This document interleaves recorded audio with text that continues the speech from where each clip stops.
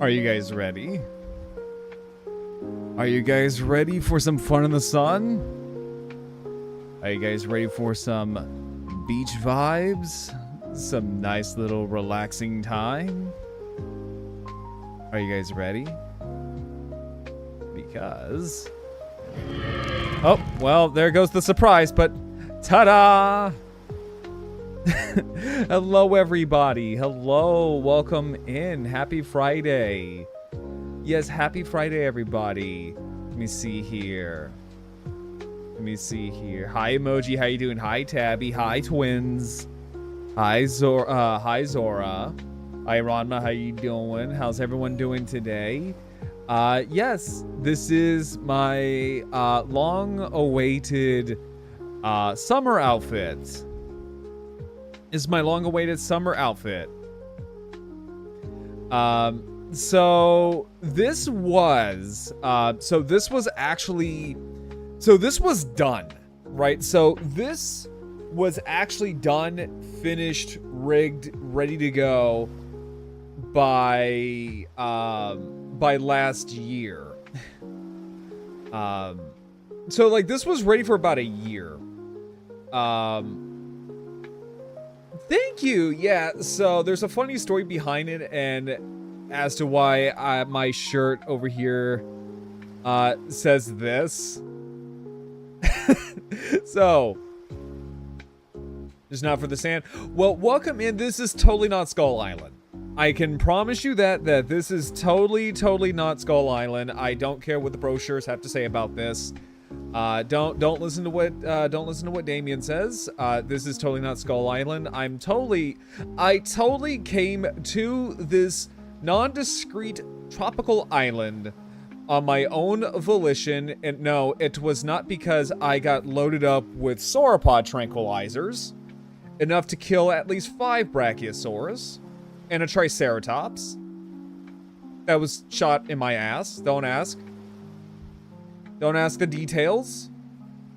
It totally wasn't because I decided to wreck up the visitor center, wreck up the rec room, wreck up the Triceratops enclosure, wreck up the bird cages, you know, the giant aviaries, wreck up the velocity. I basically wrecked up the... this is Damien's way of saying, you know what, Grarl, have fun, go nuts. Go nuts on an island, please don't eat the locals. I totally came here to this island on my own volition. Don't listen to what the park has to say. Do not listen to what the park has to say. I said, how you doing? I might be a little bit groggy from the jet lag, or that might be sea lag. I'm not sure. I think they shipped me off by boat. It was Amazon Express boat delivery. And, yeah, it feels nice, but like, look at this nice place, right? Look at this nice place. How you doing, Sen? But yeah, no, look, I mean, like, look at this place. Isn't it nice? I mean, we got the nice lush tropical beaches, we got the warm waters, you know, don't worry about the shark, don't worry about the plesiosaur. And I mean, like, look, it's not all desolate doom and gloom. I mean, it's totally not Skull Island isn't all doom and gloom. I mean, like, look, we got a cute little squirrel. I mean, look at me. I mean, like, look, there's a cute little squirrel. I mean, like, it's right there.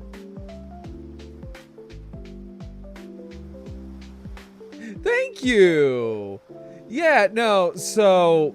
But back to what I was saying, though, was that, so this was ready by last year. Some events, hi Gabe, how you doing? Or Gab. But yeah, so basically what happened was that this was ready. The background was ready. Because no giant skull, exactly.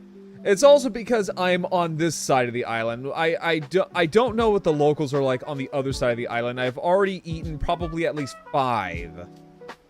Let me tell you, the locals here do not taste very good. The locals don't taste good. The fauna here, really annoying neighbors. They call me a fucking tourist. They call me a tourist. Can you believe that, chat? The fucking the animals here. The animals here call me a tourist. They call me an uncivilized barbarian. I find that rude, to be quite honest. But so there was a little bit of revision last year, right? So there was a little bit of last minute revisions to get rid of a couple of things. So this is like an edited version of what this was originally supposed to be. But yeah, so like with all my other backgrounds and stuff like that, we have a few friends that are kind of referenced here in Easter eggs. So over here, so the little shark fin is Churi. The plesiosaur is Vanessa. The pirate hat is Captain Fluffs. And the little squirrel there is Dalek. So that's all of the friends I have like kind of like shoved into this background. They must be inbred. You're not a tourist, you're a native. You know, honestly, I mean, I don't know about that one. I would kind of consider that my genes are quite pure, if I'm gonna be honest with you. My genes are 100% pure. I am not, you know, I'm not tainted by inbred. Although, granted, I am the last of my species, so. But also, so the outfit here, let me just zoom out here real quick. Right, so, oh god, that's not what I wanted. Ah, okay, that's really not what I wanted.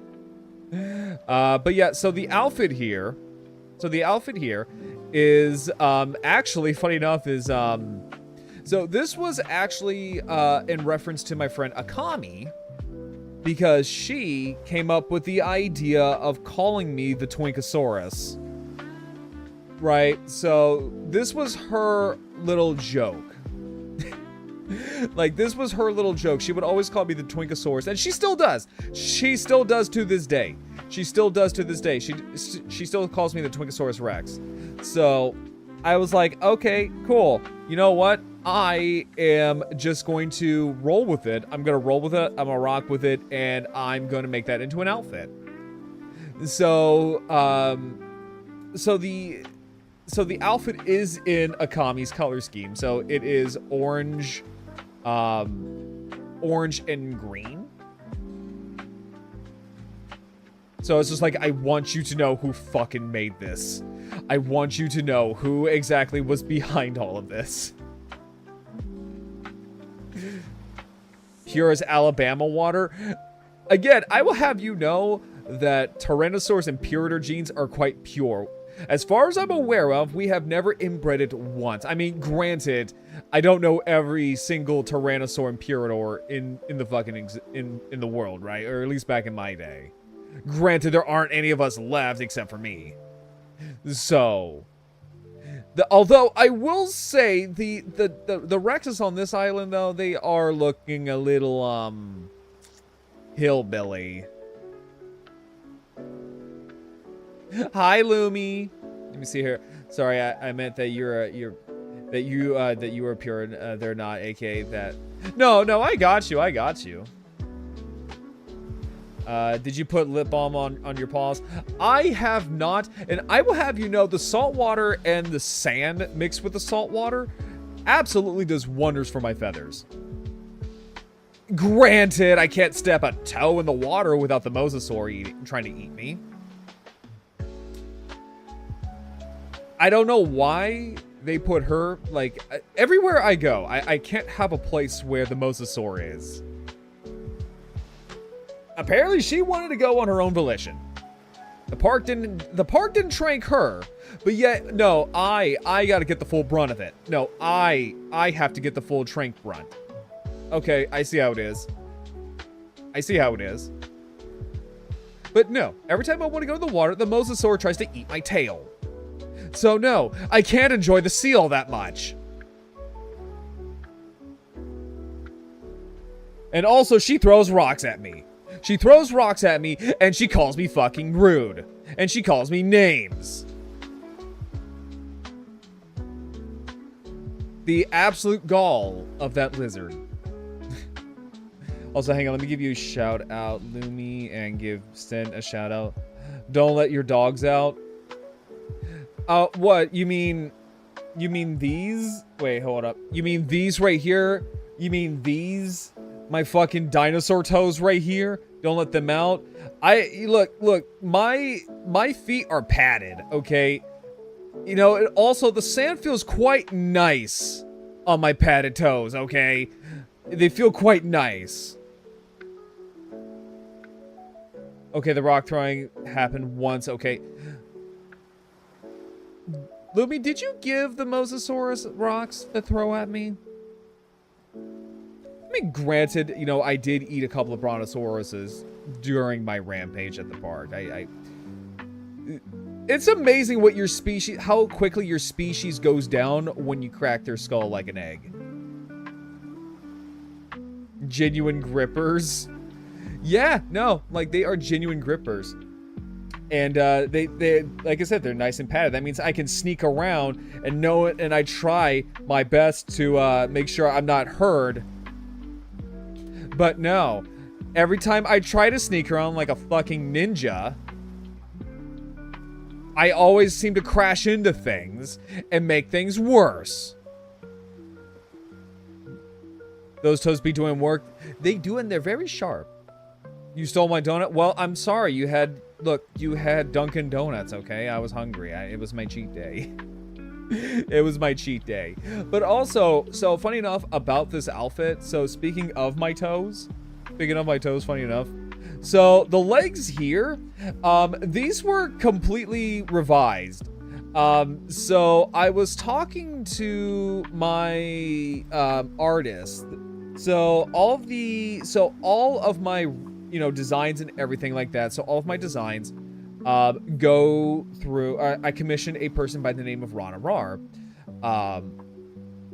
And so when we were designing the summer outfit, she originally had my feet, actually no, my legs, in my human color, right? So it would have been like this like tannish skin color, but with like dinosaur feet. It looked really strange. It looked really, really strange. And I was like, hang on. Let's fix that. Let's have it to where the legs are the same color as you know, the dinosaur feet, so that way it doesn't look too odd. I gotta go. Sorry. There's the. Oh no, I'm sorry. Oh, I'm sorry, Lumi. Well, I hope everything's okay though. No, thank you for stopping by. It really means a lot though.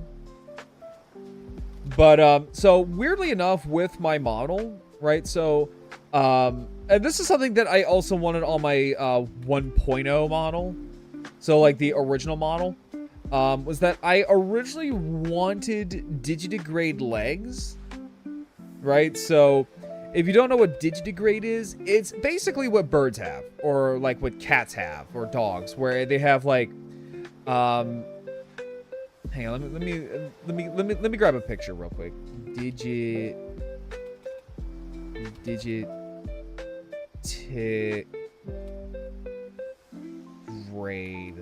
legs. Here we go. Also, Ronma, thank you so much for donating towards the oh god. Thank you. Like, nah, man, you're really, really sweet, dude. Thank you. But yeah, thank you for the donations towards the Destroy Gundam, the webcam, and also the Super Robot Wars. No, like that really means. And also, speaking of which, the glass, what is it? The glass files came in today. The glass files came in today. So I was thinking that maybe a little bit later on down the road we can do some model kit building, because I want to test these babies out. I also really, I don't know what it is like. Okay, so when it comes to the throne, alerts, I have them set up, right? I have them set up. But for some reason, they don't go off. Right? They don't go off for some reason. So I have up on my throne, I have the Gunleon. Yeah, so I have the Gunleon on my throne. It's really cool. It's a really, really cool robot. Let me see if I can pull it up, actually. But it has, like, this big, giant-ass monkey wrench that it uses. It almost... so it kind of gives me Gao Gaigar vibes. But it has, like, this giant, like, monkey wrench almost. It's really fucking sick. Let me see here real quick.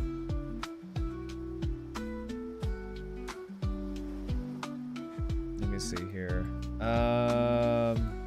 Here we go. There we go. Yeah, so this is the model kit in question. It's really fucking cool. I love this. Like, look at that. It's a big, giant monkey wrench where it could also fold out into a drill. I have never played Super Robot Wars, but this shit looks cool. Like, this shit looks tight. See, another tool I have found is this big electric drill and extra bits useful for some undergrading. Ooh, okay. I was gonna say, I'll put that on my throne if you recommend it. But yeah, it's Bob the Builder, the Gundam. And it's really like the chest, right? The fucking chest has kind of gives me like Gao Gaigar vibes. Also, I didn't realize that he has like a couple of fucking blickies. The man's got a couple of blickies. He's got a couple of like these magnums. And then he has 2 chainsaws. Like, this... Yeah, this is like a Sapper Gundam. Yeah, this is very much a Sapper Gundam. So, if you don't know what a Sapper is a military job. It is essentially a combat engineer. You build things, you destroy things, essentially. And I always love seeing, like, utility-based mechs. Because you don't see them all that often like this. But, like, that is gnarly. That is actually pretty fucking gnarly. I do like the mech designs, though. Like, with Super Robot Wars, I do genuinely like the mechs. These are fucking cool. Like that. Like this big old son of a bitch. I had to cancel the pre-order just because I have a bunch of other kits that are coming out next year as well that I want to try to get. But this stuff is cool, man. Like, this stuff is genuinely cool. But yeah, no, that is the model kit in question. But oh, and also with Digidegrade. So this is actually what I wanted. Look up the SMP Super Robot Wars Banparoth. It's yeah, that's what we were looking at. We were looking at the big guy. That's the big robot. Oh wait, no, I'm sorry. That is not the. Okay, so that is not the Banparoth. No, my bad. Let me see here. SMP. Let's see here. Super Robot Wars. Banparoth.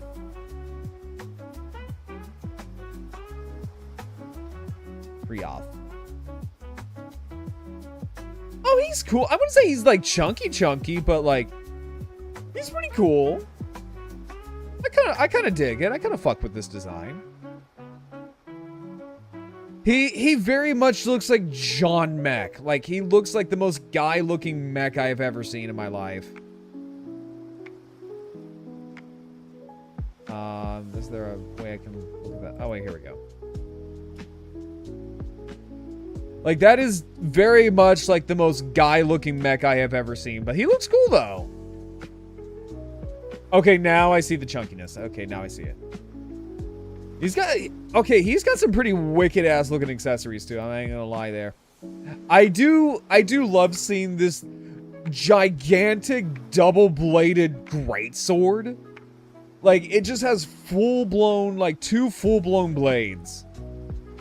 That is silly as hell, but I love it.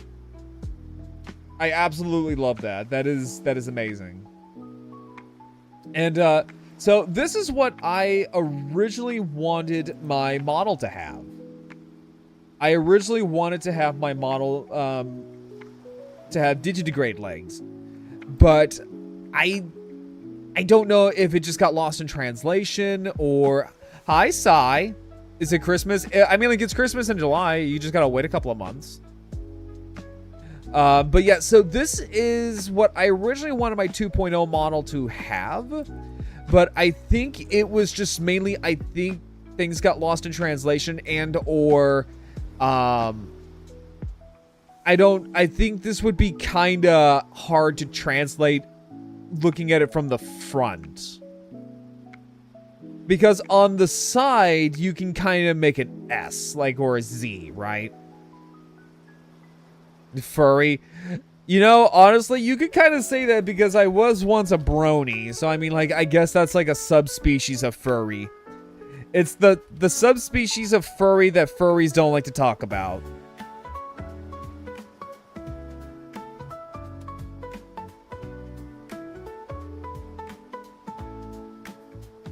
I'm still a brony. Okay, well, you see, you kind of know what I'm talking about. You kind of know what I'm talking about. Because I was there, man. Screw you. Screw you. Look, we have to admit, like, coming from the brony fandom, sometimes the bronies can, I will make you a horse model. You act like this is a punishment. You act like this is a punishment. We were in the trenches. We honestly were. Like, okay, during the early years of the brony fandom, we really were. We, like, legitimately were in the trenches. I remember when bronies know it's an offer. I mean, I'm not saying no. I mean, I'm not saying no. It's just I am what people call broke. I am what the children call the youth called broke. But no, like I won't say no. Yeah, I'm not saying no to a brony model. I know Mooney, Moonified Mooney, I think she had a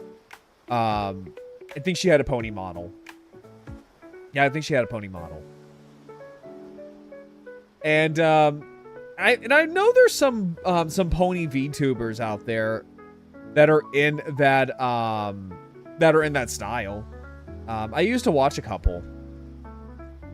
I'm making myself let's see here. I just love making models for friends. Yeah, I will 100% commission you, Sai. I will 100% commission you for that. It's just I first need to pay off Jackie because she is rigging my T-Rex right now. So, yeah, no, once I pay off one model, then yes, I will 100% come to you for a pony model. I'm making myself a pony model. Ooh, you gotta show me what your pony model looks like, because, okay, honestly, I'm halfway tempted to, now that you say that, I'm like halfway tempted to just like make a pony model based on like my old pony persona, but then I'm also like, nah, what would a pony Grarl look like? Would I have dragon legs? Like, would I have dragon legs? And I don't know. Those years were a blur for me. Well, okay, so I remember back in the ye old days, right? Back in like Pony Sona. Yeah, that's what, yeah. Pony OC.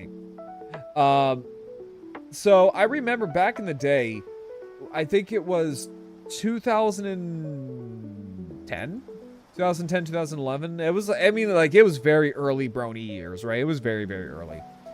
I gotta show you my most recent model. Yeah, please do, please do. I always love it when you send me previews of your models. So you haven't been able to stream because of health. Oh no, I'm sorry, Sai. They did have Kieran, so maybe I heard of that, but I was like way out of the fandom before Kierans were like a thing. Hell, I was out of the fandom when I learned that Chris Chan made a cameo in My Little Pony. Yeah, motherfucking Chris Chan made a cameo, and not only Chris Chan, but both of his parents too. If you want to get in a call at some point, not Chris Chan. Yeah, no, Sai, I could show you the pony Sona that they put in the show of Chris Chan. Let's see here. If you want to get on a call later, I can show you. I'm really proud of this model. Yeah, no, absolutely. I would love to. Yeah, no, they not only put Chris Chan, but they put both of his parents. And it's not even like golden era Chris Chan, right? It's not even golden era Chris Chan. It's modern Chris Chan, where he believes he's a Sonichu anime goddess, and the spirit of the Commodore 64. Oh, also Jesus Christ. He also believes he's Jesus Christ. I can't forget the fact that he is indeed our Lord and Savior, Jesus Christ of Nazareth. Oh God. Ew, yeah, no, it's gross. I left the fandom after some point, but I saw snippets of stuff of friends. Yeah, the My Little Pony fandom got kind of weird after the Brony Civil War. Okay, here we go.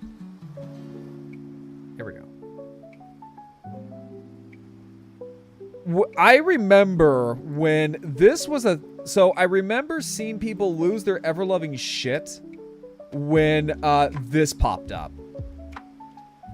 Bam! There he is. There's Chris Chan. There he is. With his seaweed. They even added the fucking widow's peak and the seaweed hair. And not to mention the polo. They actually added in the polo and the giant glasses that he wears. Not only that, yeah, no, this is real. This is actually real. And then there are his parents. That is supposed to be Barbara. And then that is Bob, apparently, supposedly. This is still kind of up in the air, but that is 1000% Chris Chan. But I love how they added random real people. Oh, absolutely. No, like, it's kind of crazy. It is actually kind of fucking nuts. The amount of cameos. My Little right there. Right there. We can see it right there. Modern Chris. Pony Chris. Modern Chris. Pony Chris. The outfit's different, but it is 1000% Chris Chan. It's kind of nuts. But like, I remember they also added in David Tennant as like a pony.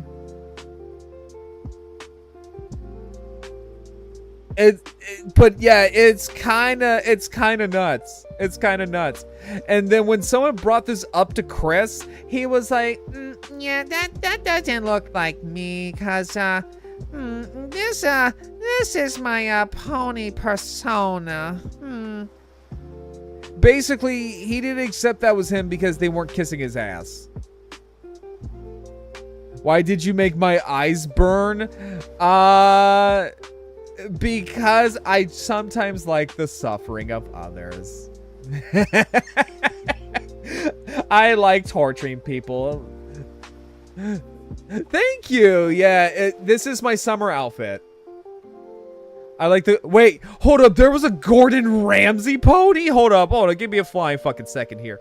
There was a Gordon Ramsay My Little Pony. What the fuck? Hang on. Gordon Ramsay. Oh my god, that actually is. Oh, what the actual flying fuck.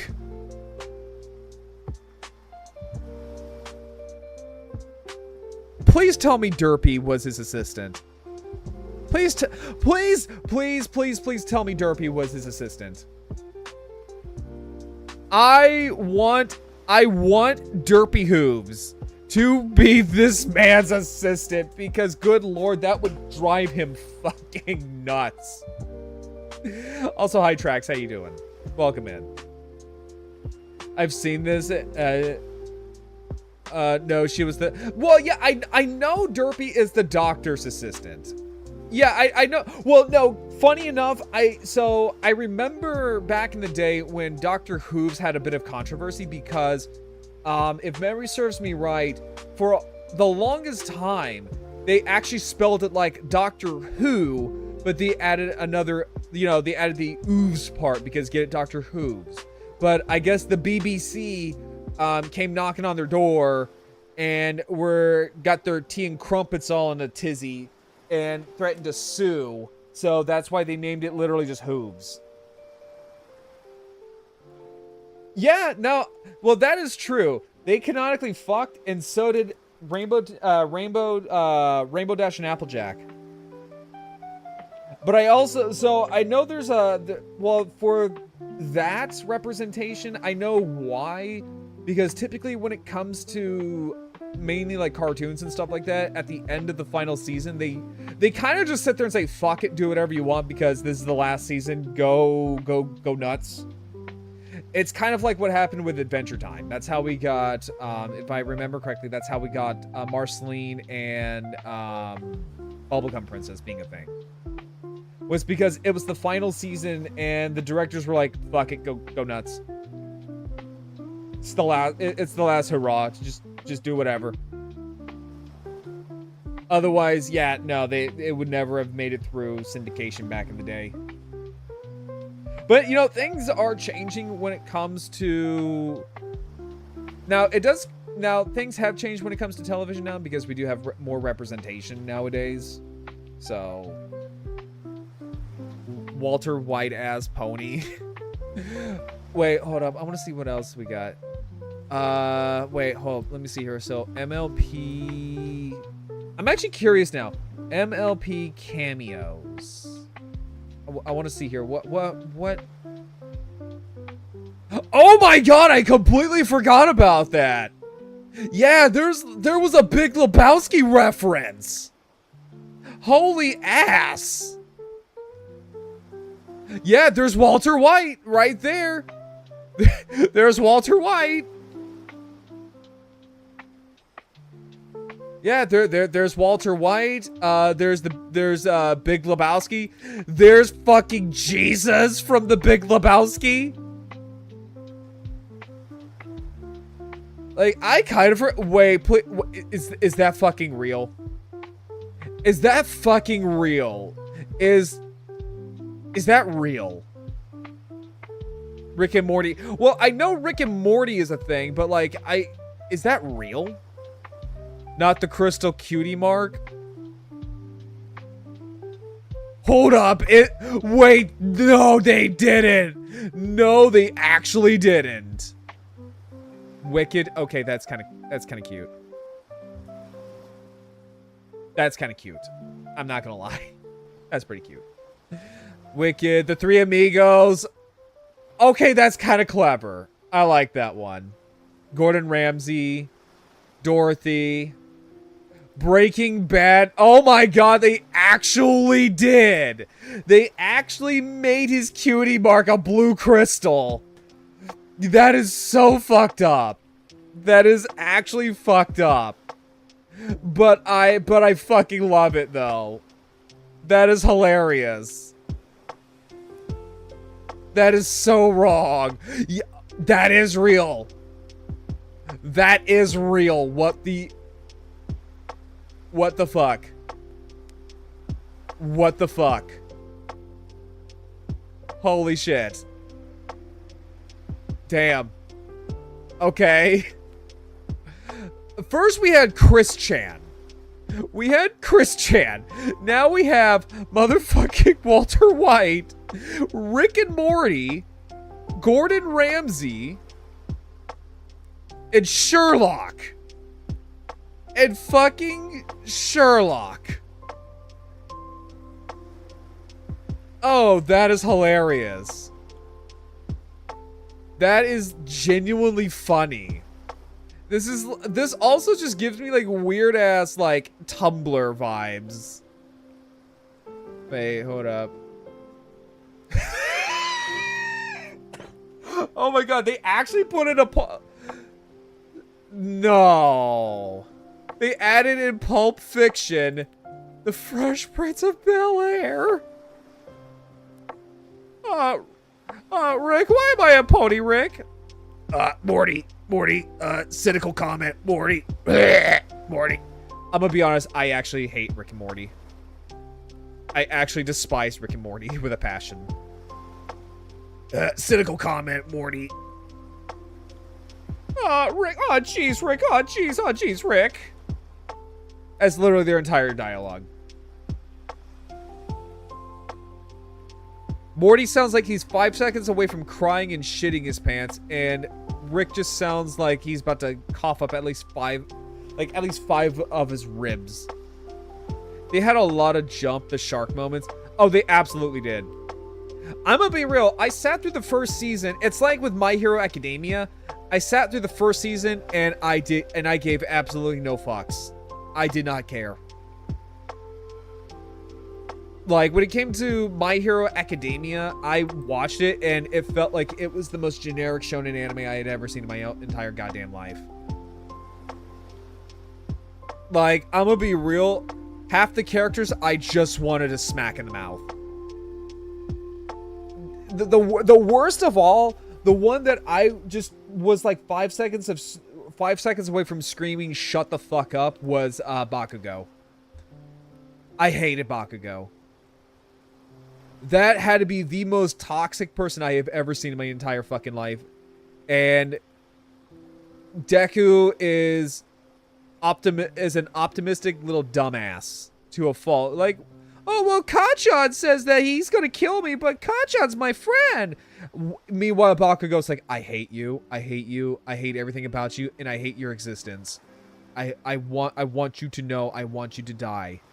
Oh, but Kacchan's my friend! Sorry, it's just, I despise My Hero. Well, this summer debut just became my graduation. That's literally how they sound. That's literally how they sound. No, really, that is literally how they sound.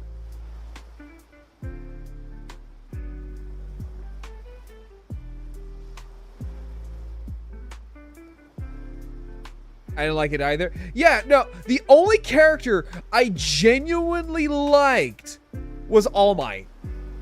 If it was just a show about an aging superhero, you know, coming to grips with both his age and the fact that his powers are kind of, you know, not working all the time.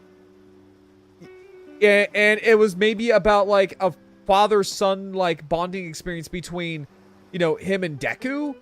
That would have been cool. You know, he's basically prepping Deku to be like his protege, his heir. But no, it's... See, and yet people love Bakugo. If he was a person in their actual lives... Oh, they would... Oh, no, like... That's the thing. Like, that's the thing. If Bakugo was a real person, right? If this person was real... He would be canceled online 50 times over because he said things about women and other people that would piss people off. And Deku would make a therapist very, very happy with the amount of problems and baggage he has. But again, it's but also like with Ochako, I hated her because she was just the most generic, obvious shonen love protagonist I had ever fucking seen since Hinata. And Hinata actually worked because she was actually fucking useful. You know what's actually, no, you know who's a character I take it back about Bakugo. You know who's actually one character I actually didn't like just as much as Bakugo? Todoroki. I did not get the appeal of Todoroki because Todoroki, he was just there. He didn't do anything. He was just there. Fucking dollar store Zuko with mommy and daddy issues, and he was just kind of there. Another character that I just didn't understand was motherfucking Ashido, the fucking acid girl. Again, girl was just there. The girl was just there and didn't do diddly dick. The same can go for like a lot of the characters. Like, genuinely speaking, they didn't make it canon because they didn't want anyone to being upset their ship wasn't canon. What, Ochako and Deku? Oh no, that's canon. That is 100% canon. But Zuko has mommy and daddy issues. Yeah, but Zuko actually works. Zuko actually fucking works. Because he also had someone to bounce off of by the name of Uncle Iroh.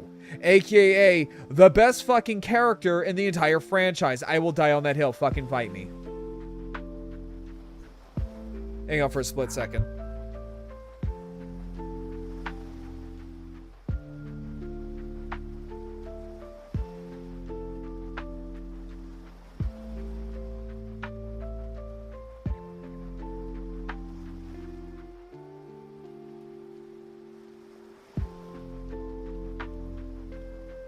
But no, it's called, you know, see here, I had a huge crush on Zuko and still do, honestly. I mean, like, that's fine. No, Zuko works. Zuko as a character actually worked because, again, Zuko had someone to bounce off of to be his moral anchor, which was Uncle Iroh.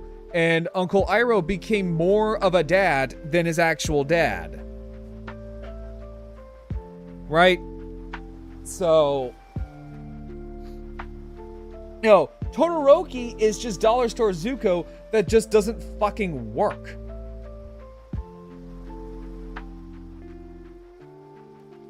It's implied, but the OG left it it was ambiguous. It wasn't until Where Are They Now chapters and the people got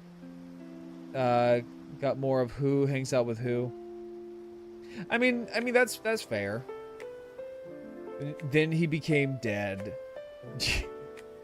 Yeah, but also I love the send-off to Uncle Iroh's original voice actor Mako. The song Grapes, no, not Grapes, Leaves on the Vine still makes me cry to this very day because you can tell Iroh or the voice actor for Iroh, Mako, put a lot of heart and soul into that. It literally felt like it was his goodbye. Like, that was just, I'm actually legitimately getting goosebumps. No, like, you could tell that was his goodbye. No, that is how you send off a character. Or hell, not even a character, just send off just like a voice actor. Like that was beautiful. And what they did to Uncle Iroh past Mako, just, again, a lot of grace and a lot of dignity. Which is how something I wish that even Hollywood would... Sorry, I'm also, like, playing with my Indominus Rex over here, because she's still on my desk. But no, it's something that I wish, like, even Hollywood would understand. Like for Hollywood, it's like, it's okay to recast people. Like, even if the actor died, like, it's okay. The character does not have to die with the actor. Black Panther. Sorry, I had a cough there. Black Panther. Sorry. It had a lot of heart. No, it really did. Not even heart. It had a whole lot of soul. No, it's just, I hate that mindset of like, oh, well, the actor died, so therefore the character must die. It's like, no, there's this, some of these actors are like, hey, you know you could recast me, right? Like, it's okay.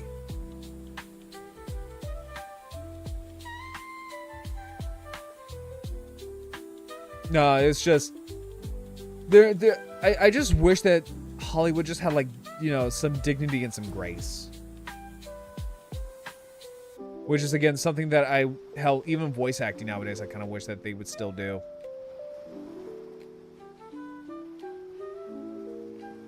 But, let me see here. I'm trying to think, what was I? Oh, I know what I was going to do. Because I am about 43 minutes in and I still haven't done my plugs. So, I just want to let you all know that I am an affiliate with HobbyLinkJapan. In fact, actually, we're going to go to HobbyLinkJapan here. Because I want to show you guys just how absolutely bullshit this is. As long as they're not replacing with AI voices, I'm sure. Yeah, no, that's fine. So, okay, so before I do my plugs. So I want to sit here and say this is that, so Chadwick Boseman, he loved being the Black Panther. Like, he actually visited kids, you know, with terminal illnesses. And he visited them in the hospitals, while hiding the fact that he had a terminal illness himself. And the thing is, like, he told Disney, he was like, hey, you know, if I die, you know, I don't mind if you guys recast me. Like, it's okay. But no, Disney's like, oh, no. Black Panther T'Challa gotta die too, cause the actor died. And also, I just want to sit here and say, like, poor Stan Lee, because he's being resurrected from the dead with, like, AI necromancy. It is disgusting. I'm waiting on them to replace Marge voice actress. Wait, how old is Marge's voice actress? How old is she?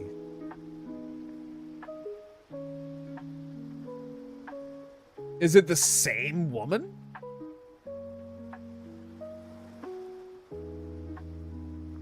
I was gonna say, is it the same woman? Also, speaking of Marvel, I want to show this off because I was just looking at this while I was pulling up Chat History's video because he dropped a new one today.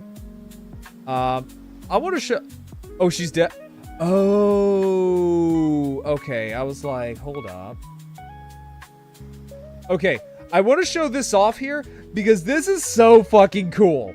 So, this here is a Devil Joe skin. This is a mod, but this is turning Devil Dinosaur into fucking Devil Joe from Monster Hunter. I have never played with mods before. But this right here makes me want to play with mods so fucking bad.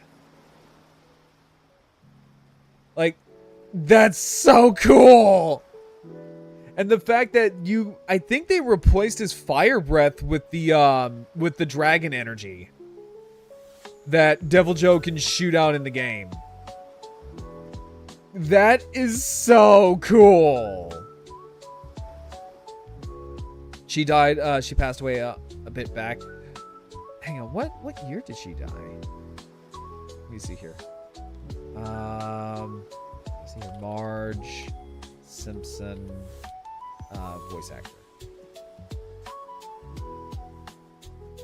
Julie Kavner.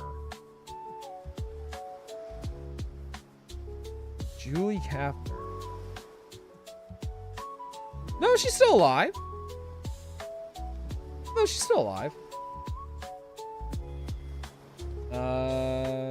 Becoming blah, blah, blah, blah. Yeah, no, she's still alive.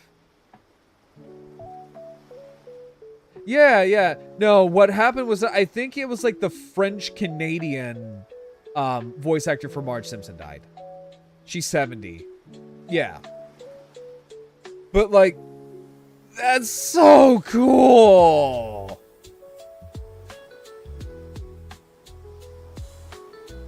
Corporate Cruncher. Tropical Beast. That is so fucking cool. Now, I have seen other things too where I have seen someone like do a Devil Joe mod where they turned him into, or not Devil Joe mod, Devil Dinosaur mod where they turned him into what is it, the Glavenus from Monster Hunter. The Lurkin Gherkin. I believe they call him so fans lovingly call Devil Joe the Angry Pickle. And yeah, so if you've never played Monster Hunter, this right here is basically what you get if you got a T-Rex and just made it constantly angry and constantly hungry. And you just gave it literally all the teeth.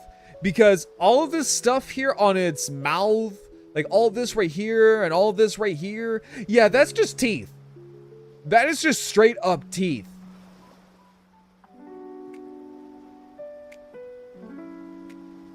That's funny. That's actually genuinely pretty funny. Let me see here. Yeah, I've never played with mods before. I've never played. Yep, there we go. There is. There's the Glavenus. There's the Glavenus one. And this is what happens. We call him Pickle Joe. I've heard that too. I've heard Pickle Joe. I've heard the Angry Pickle. Here we have the Glavenus. So Glavenus is what you get if you just took the Charge Blade weapon in Monster Hunter and smacked it with a Carnotaurus. Because what they'll do is that they'll put this bladed tail tip in their mouth and sharpen it. And it gets really, really hot. But that is so cool. Oh, there we go. That is a regular Glavenus. I don't know if it's gonna load. Oh, that is a really good mod. It's so weird to see a happy Glavenus. It's so weird to see a happy Glavenus. It's adorable, but also kind of low-key terrifying. Oh, that's cool. That is cool. So they gave him like the Monster Hunter Stories armor as like like an alternative skin. That's so cool.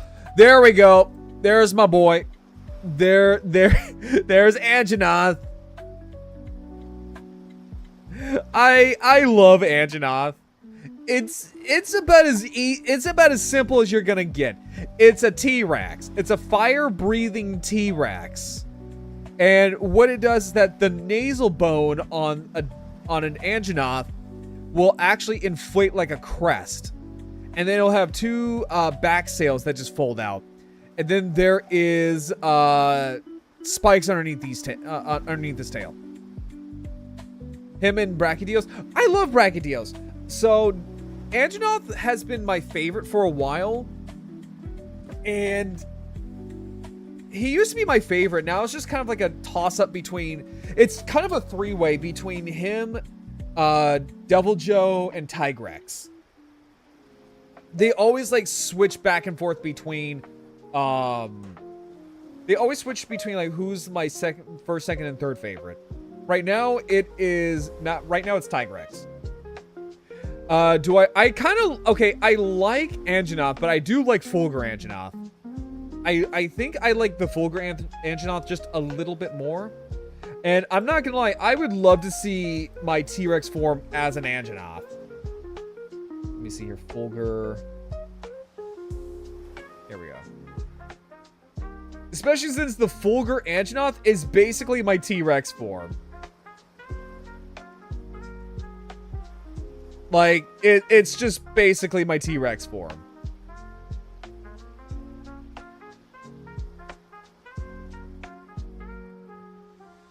There we go. Yeah, that is just, like, okay, give him my color scheme, and that's basically me. And no, I didn't base elements of my T-Rex form off of the Anjanath.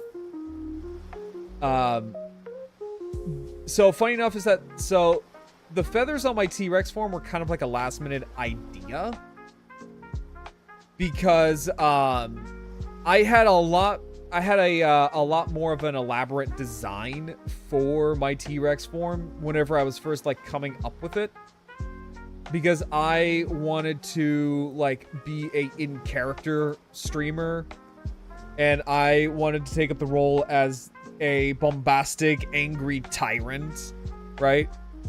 I wanted to, you know, be this extremely bombastic, princely, snobbish tyrant. And I wanted my T-Rex to look like that. I wanted my T-Rex to look like it had like a, you know, a cape of fiery blue-tipped feathers and all this kind of stuff. And it looked like someone else. And I was about to find someone to commission this until I saw someone else. And I was like, and I literally was just looking at this dude. I'm like, fuck. So I completely just scrapped the design. And then I went with what we see now. Let's see, Young Garuga is probably my favorite so far. That's, wait, Young Garuga. Isn't that just like the crazy chicken? No. No, that's Young Cuckoo. No, it's Young Cuckoo. No, Young Garuga, that is the kind of like the black version of that. Young Garuga. Yeah. That's just like the angrier version of a. It's kind of like a young cuckoo mixed with like a raven. They always give me like raven vibes. But yeah, no, I need to like commission someone. I really want to commission someone to I want to commission someone to like make my T-Rex form as an Anjanath. Like that would be so cool. I'm not gonna lie, that would be so cool. But yeah, so we are running ads, so I am going to run to the bathroom real quick and go get something to drink, and then we'll be right back, everybody.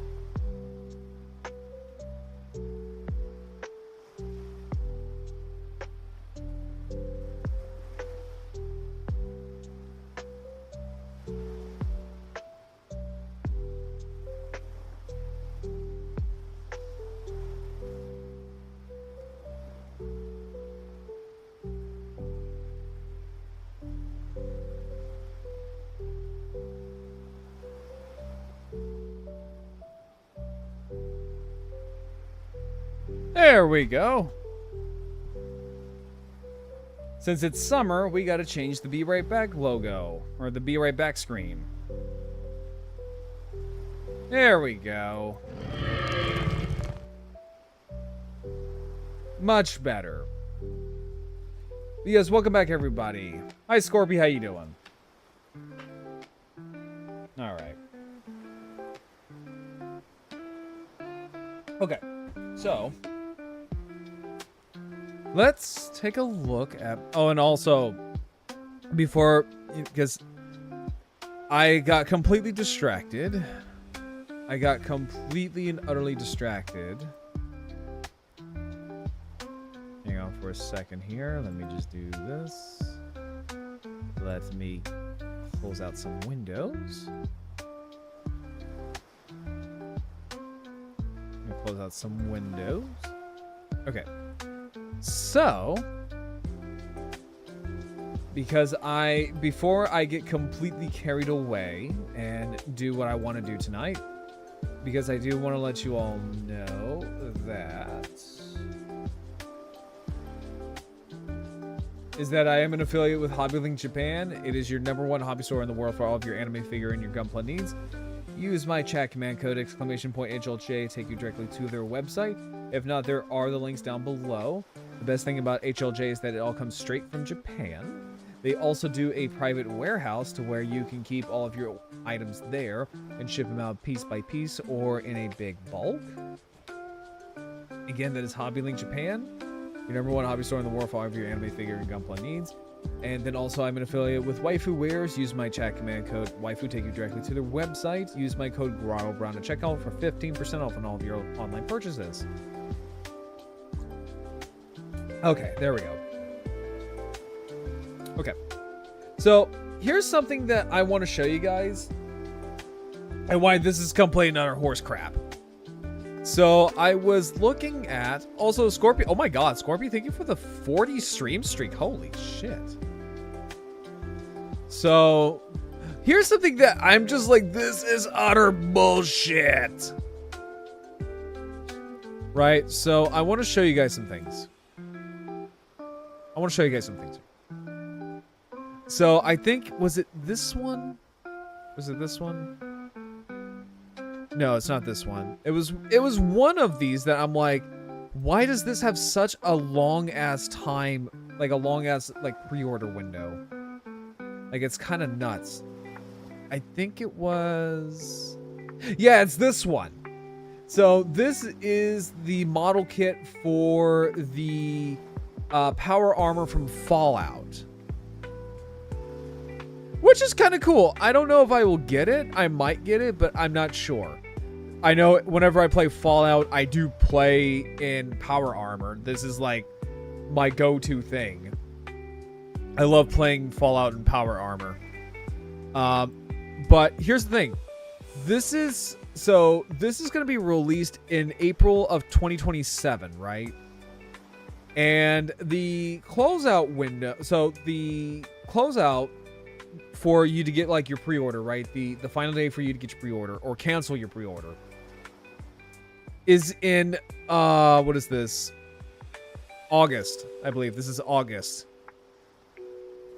August 20th. Yeah. And then so if we go over here, so we have Jurassic Park, right? We got Jurassic Park here. This won't come out until July. And the pre-order for this one is, it's going to close here in a couple of, not a couple, but a few days. It's so inconsistent and I hate it. I absolutely hate it. Although I do really want to get one of these. I see a lot of, so I see like a lot of Godzilla collectors have them. And I've always wanted these things. They're so cool. They're like very artsy kind of like vinyl figures. And these are so cool. Although I don't like this one because it just looks like he has a mouthful of pee. It just looks like he has a mouthful of pee. I mean, I get it. It's supposed to replicate the gravity beam from when he was fighting Ghidorah in Godzilla, not Destroying Monsters. Godzilla, Mothra, King Ghidorah, Giant Monsters, All Out Attack. I get it, but it just looks like he's just covered in pee. This, however, I like. This one is a lot better because this looks like he's about to shoot out his atomic breath. It's also one of my favorite Godzilla suits.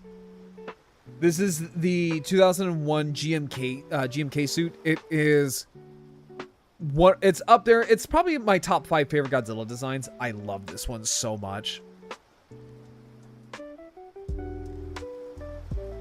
They're really cool. You can get them on Big Bad too. And then these are kind of interesting. These are kind of interesting little Godzilla figures, right? These are Godzi Burst figures, so they're kind of like little Godzilla action figures for like kids, and they have like these really cool like powered up armor gimmicks and stuff like that. But some of them come out with some really wild ass gimmicks, or some really wild designs, like Gigan over here. So that is Final Wars Gigan, and this just looks gnarly. He has a ginormous Gatling gun and a drill. Or not even a drill, like a lance. He has a mouthful of radioactive blueberries. Yeah, no, I can kind of see that. And I'm not going to lie. This right here kind of looks like the little UFO power-up from Kamen Rider Gotchard. I don't think that was intentional, but it's kind of weird. And then this one is Ultra Burning Godzilla, and I want to say I wonder if this is a reference to Snow Godzilla. I wonder if this is a reference to Snow Godzilla from the Shinkalion? Kalion? I don't know. I've never seen the anime. Where the titular protagonist Shinkalion, or Shinkalion or whatever it's called, fights a Snow Godzilla. It was a weird one because it also had Hatsune Miku and Shinji from Evangelion in it. It was weird. It was kind of weird. And these are like little, that's kind of cool. So these are like little effect parts. I'm getting distracted by toys. I'm a fucking child. I am a fucking child. That's kind of sick. I ain't gonna lie. Oh, okay. So you can kind of like give, so that's the Garuda. So you can kind of give like an effect piece to Destoroyah and some horns, and give Super Mecha Godzilla, or actually no, make Mecha Godzilla 2 become Super Mecha Godzilla, and then Little Godzilla Jr. He's just there. He's just there doing his best. And I love that for him. He's just a little guy. Yeah, no, I'm gonna be distracted by this because this is my little autism. Let me see here. I had these. So these were kind of cool. So these were like the little these were like keychains that you can kind of so this kind of came out when Shin Godzilla came out, and these were like cute little keychains that looked like they were pinching and picking up the various Shin Godzilla designs. I had this one. I had the first Godzilla, and I lost it when I went to fucking MomoCon. I went to MomoCon 2017, and I lost this, and I'm so mad. The new Brave Mecha looks interesting, aka Dandivine. I have never seen any of the Brave mechas before. Well, I might have, because I know the Brave series is a very popular thing. See here, Dan Divine.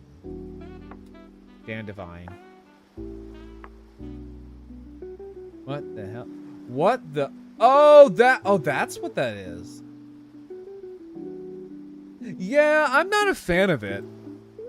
Yeah, I'm not a fan of it. This is what I find adorable about you when you get... Oh, well, thank you. No, that really means a lot, Sin. Yeah, I like getting it in, like, enraptured with my own, like, interests. But, yeah, no, I'm not a... See, okay. I hate the fact that we have a Zilla statue. We had 3 Zilla statues come out this year. 3. And they were all way too expensive, and I already have so many, like, things coming out this year. And I'm kind of kicking myself because I'm like, I really want it. Just because we don't get Zilla representation that often. And this is the boys' year. I like the wings and the chest. The rest not so much. Yeah, that, yep. Okay, yeah, Dan Devine. Yeah, he kind of looks like John Mack. Like, he kind of looks a little boring. He kind of looks like a very stereotypical anime Mac. Like, nothing about him kind of screams, like, interesting. Okay, so we have a unicorn. Okay, so a phoenix. Okay. If you don't get it, they'll see it in public. It isn't... Wait, let me see here. What's the other one? Oh, what the fuck are you? What the fuck are you, my guy? What is with the midget here? What is with the Oompa Loompa midget Minotaur? All right, so we have Robo-Man. Okay, so we have Brave Series Inner Core Robot. We have Unicorn. We got Phoenix. Brick. I think he's supposed to be a Minotaur, but like, Brick.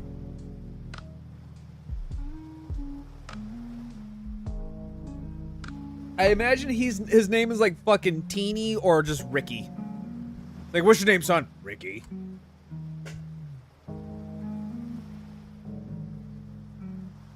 Let's see here. If you don't get it, they'll see the public isn't interested and it won't make it anymore. No, and that's true. Like, the thing is, like, with Zilla was that he had, like, so over the years he has a cult following, and he actually kind of gained the reputation that he rightfully kind of deserves now, because, like, Zilla isn't bad. Godzilla 98 isn't bad, right? It's not a bad movie. It's not a good Godzilla movie, and everybody and the grandmother kind of knows that now.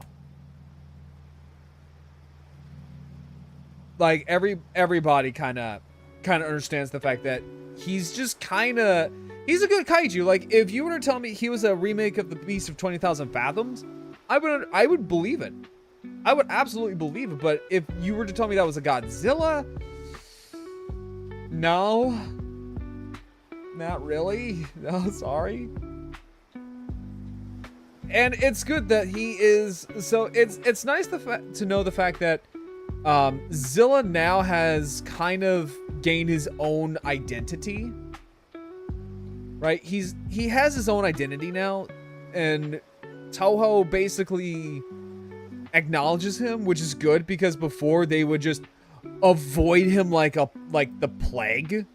He was so basically what it was that he was kind of like the bastard stepchild, or just like he was just Toho's bastard son that just they didn't want to acknowledge he existed. In fact, actually, they spent almost like, what, 2 or so decades basically turning him into the whipping boy, where he just existed just to be killed off by Godzilla, or be made into other kaiju that look like him, just so that way Godzilla can kill them off. Yeah, so, I mean, either way, it was not a fun day to be Zilla. But now they're like, oh, well, now we can finally lay off on the guy and be like, yeah, no, he's his own kaiju now. And everyone's like all happy. Right? Everyone's all happy and everyone's excited about Zilla. Like, when people saw these statues, oh yeah, no, everyone got excited. Now, whenever Hiya Toys or Monster Arts announces a new figure, everyone's like, when's Zilla? Are we gonna get Zilla? Are we getting Zilla? Are we getting Zilla? Hey, wait, hold up, Major, what the hell? Like, it says you're a first-time chat, but like, I could have swear you've been here before, Major. How's it going, dude? Hi, Happy, I'm Dad. but how's it been, Major? Welcome to the island. It's totally not Skull Island. Hang on, let me give you a shout out. I thought I've been, yeah, that's so weird because like we've known each other for so fucking long. That's so weird, man. Hang on.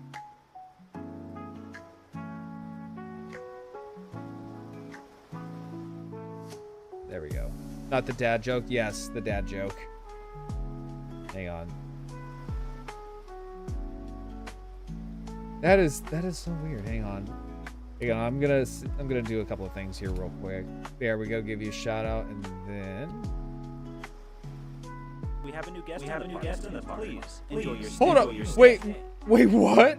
Major Freedom. Thank you for becoming a park guest. What the fuck? I could have swore you followed. What the actual fuck? Oh, that's so weird, dude. No, I could have swore you followed me. That's so weird. Oh my god, apparently I wasn't even following either. Yeah, I could have swear you did for like the longest time. That's so weird. Oh, hang on. Hang on, give me a second here. I follow you everywhere but here, but I'm like, I'm confused too. Yeah, no, I'm so confused about that. And looked at, you have. I swear you have chatted before. Maybe Twitch made him unfollow. That might be the case.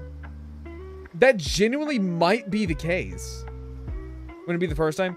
Yeah, I've been hearing stories about that, where, you know, Twitch will just randomly just have people unfollow you. That's so weird. Hang on, let me do something real quick. I'm going to do something here real quick for you.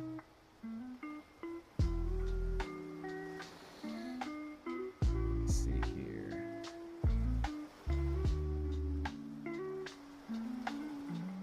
Hang on, give me a second here.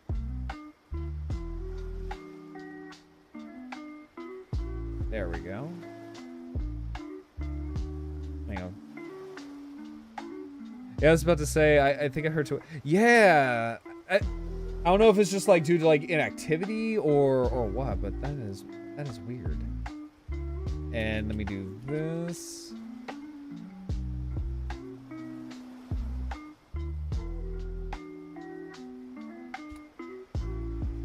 There we go. Now you're a VIP. There we go. I'll be looking in between finishing up work and wanted to stop by and say hi. Well, no, I'm glad that you stopped by like that. No, like it's always really, it's always, really nice to see you stop by, dude. Yeah, no, like Major Freedom was like one of the very first VTubers I had like ever like interacted with. In fact, actually was like the first like VTuber I ever did like a full-blown collab with, and weirdly enough stream with. Like, weirdly enough, stream as well. Like my very first stream was with Major Freedom, funny enough. And it's like, no, if you want to talk about someone who gets around, it's Major Freedom. Like, in like the best way possible. Like, the dude gets around.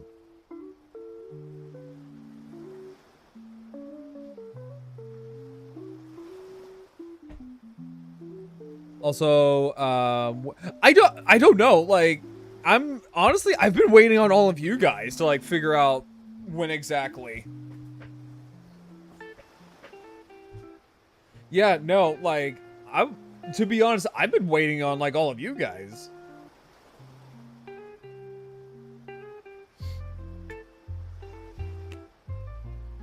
Unless you just want to do it with just me and you and like New Shane Plus.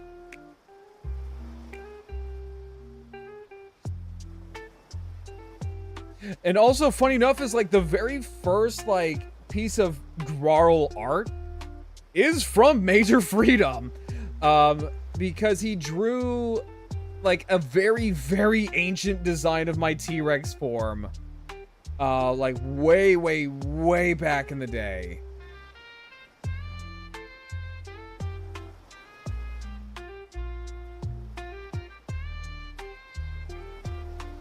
We had the group chat, but I'll hit him up. Yeah, no, absolutely. Yeah, no, I've just been waiting on everybody. There we go. But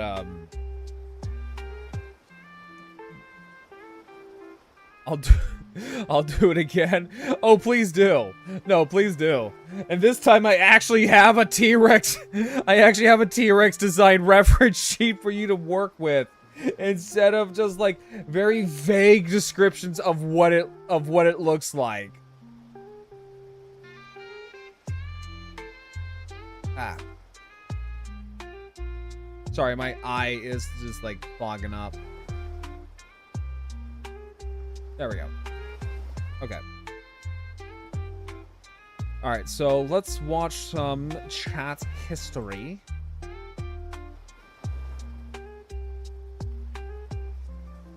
Because I was watching a little bit of this before stream, and whenever I see chat history, I'm like, I have to. The stupid. There we go. Let me see here. Why is it not transforming?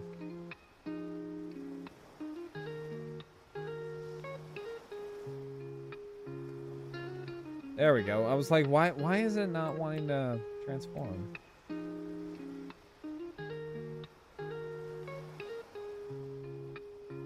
Yeah, wait a second here.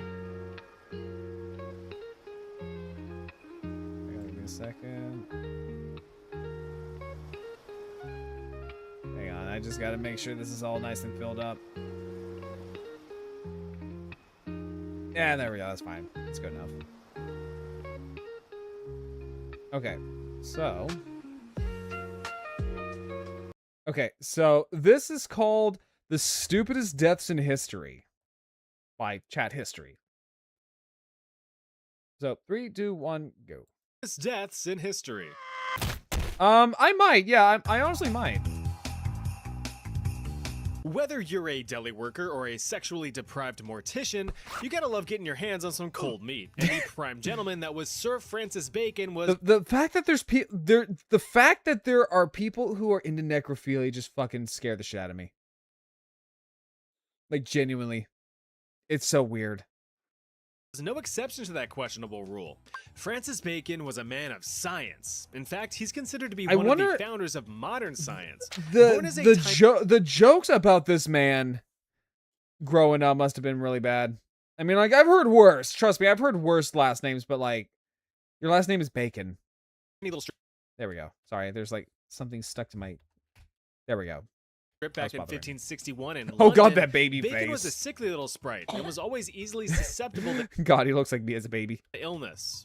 Remember that for later. Although he was a frail fellow, he was born into a wealthy, noble family. His father was a powerful politician, and his mother was highly educated. We can't ask why. During Tudor times I mean, like, okay. Here's the thing: like, everyone's got their kings, but like, it's a fucking corpse. It's a fucking corpse. It's fucking disgusting. For women. Nevertheless, his fortunate family situation afforded him an extensive education while he laid in bed, grossly coughing up gooey globs. Between the bouts of illness, however, Bacon had a profound proclivity for the sciences. At just 12 years old, he attended the prestigious Trinity College at the University of Cambridge to make himself smarter. In doing so, though, he started to get pretty peeved with how things were being done within the scientific community. He noticed that all these smart pants people at the time kind of just sat around philosophizing on rather abstract aspects of the world. It's why we ask why exactly through practical experimentation. I say, have you ever wondered why we're here on this earth? I don't know. Have you ever wondered why your eyes are so far apart? Okay, rude.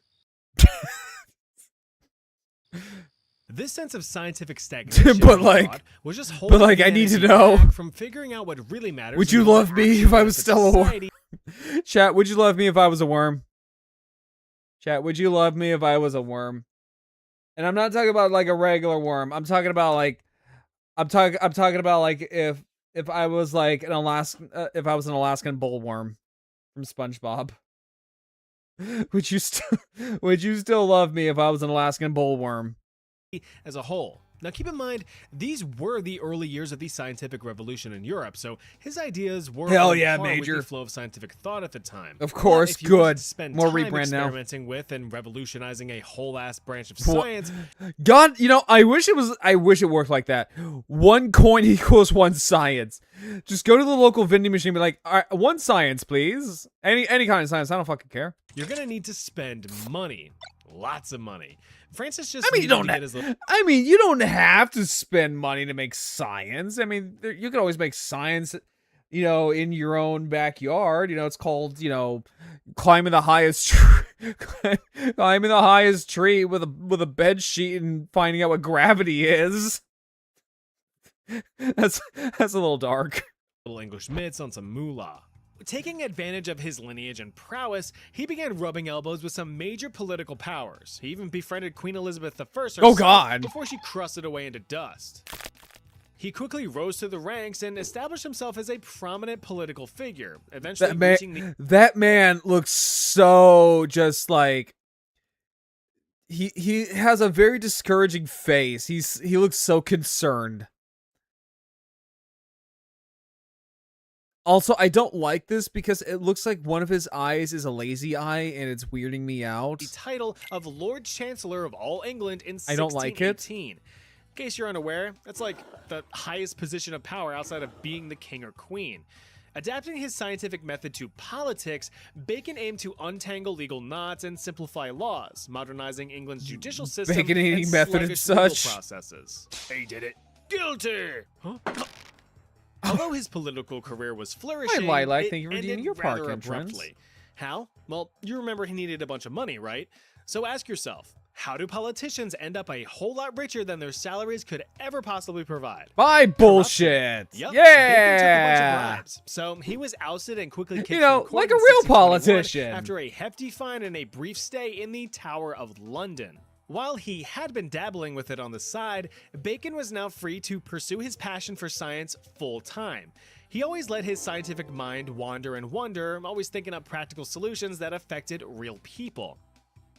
Well, thank you, Lilac. I very much love it. One of his potential it is solutions a very became nice a outfit. real problem. While traveling in a snowstorm in 1626, Francis stared out into the icy conditions over yonder, pondering the practicality of snow for natural refrigeration purposes. Boy, he must have been bored out of his skull just to sit there and go, oh god. You know, normal thoughts.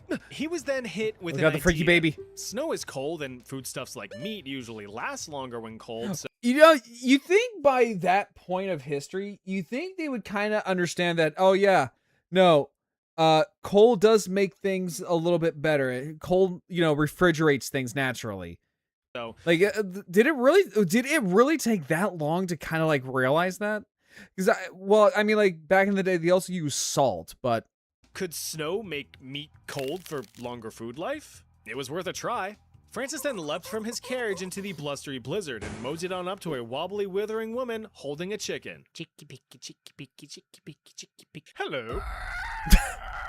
Oh no, he killed Grandma! Francis promptly stripped the chicken and proceeded to cram and jam fistfuls of snow into the gaping poultry hole to test his So what theory. you're saying is that he Over the next fisted several that days, chicken. He would have his answer, but unbeknownst So to what him, you're saying is that he fisted it. He gave it a nice ice cold fisting. several days were all he had left.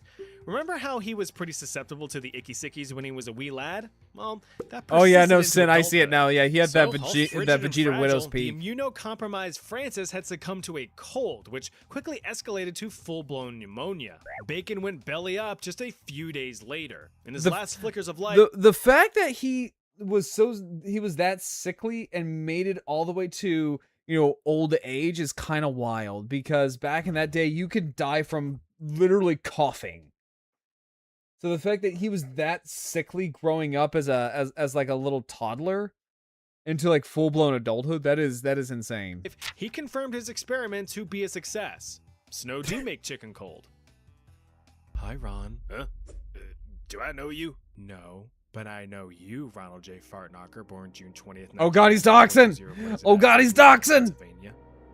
What the fuck? Are you sick and tired of always getting your personal information yoinked without your permission? That Yeah. more than you think. You put in the details when trying to access your favorite lewd dessert site, only to find yourself spammed with annoying calls and emails from how anonymous dare they waste know of about space. my Your sexual name, dessert number, site address, search elbow history? length, all vital information that you try to keep How close dare to your heart. they? Feed me.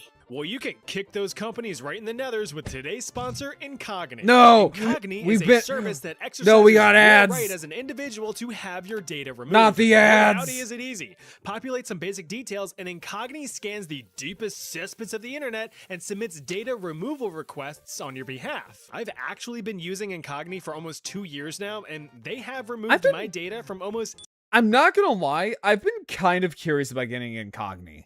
700 sites. You can even use the custom removal feature to target. I'm not gonna lie.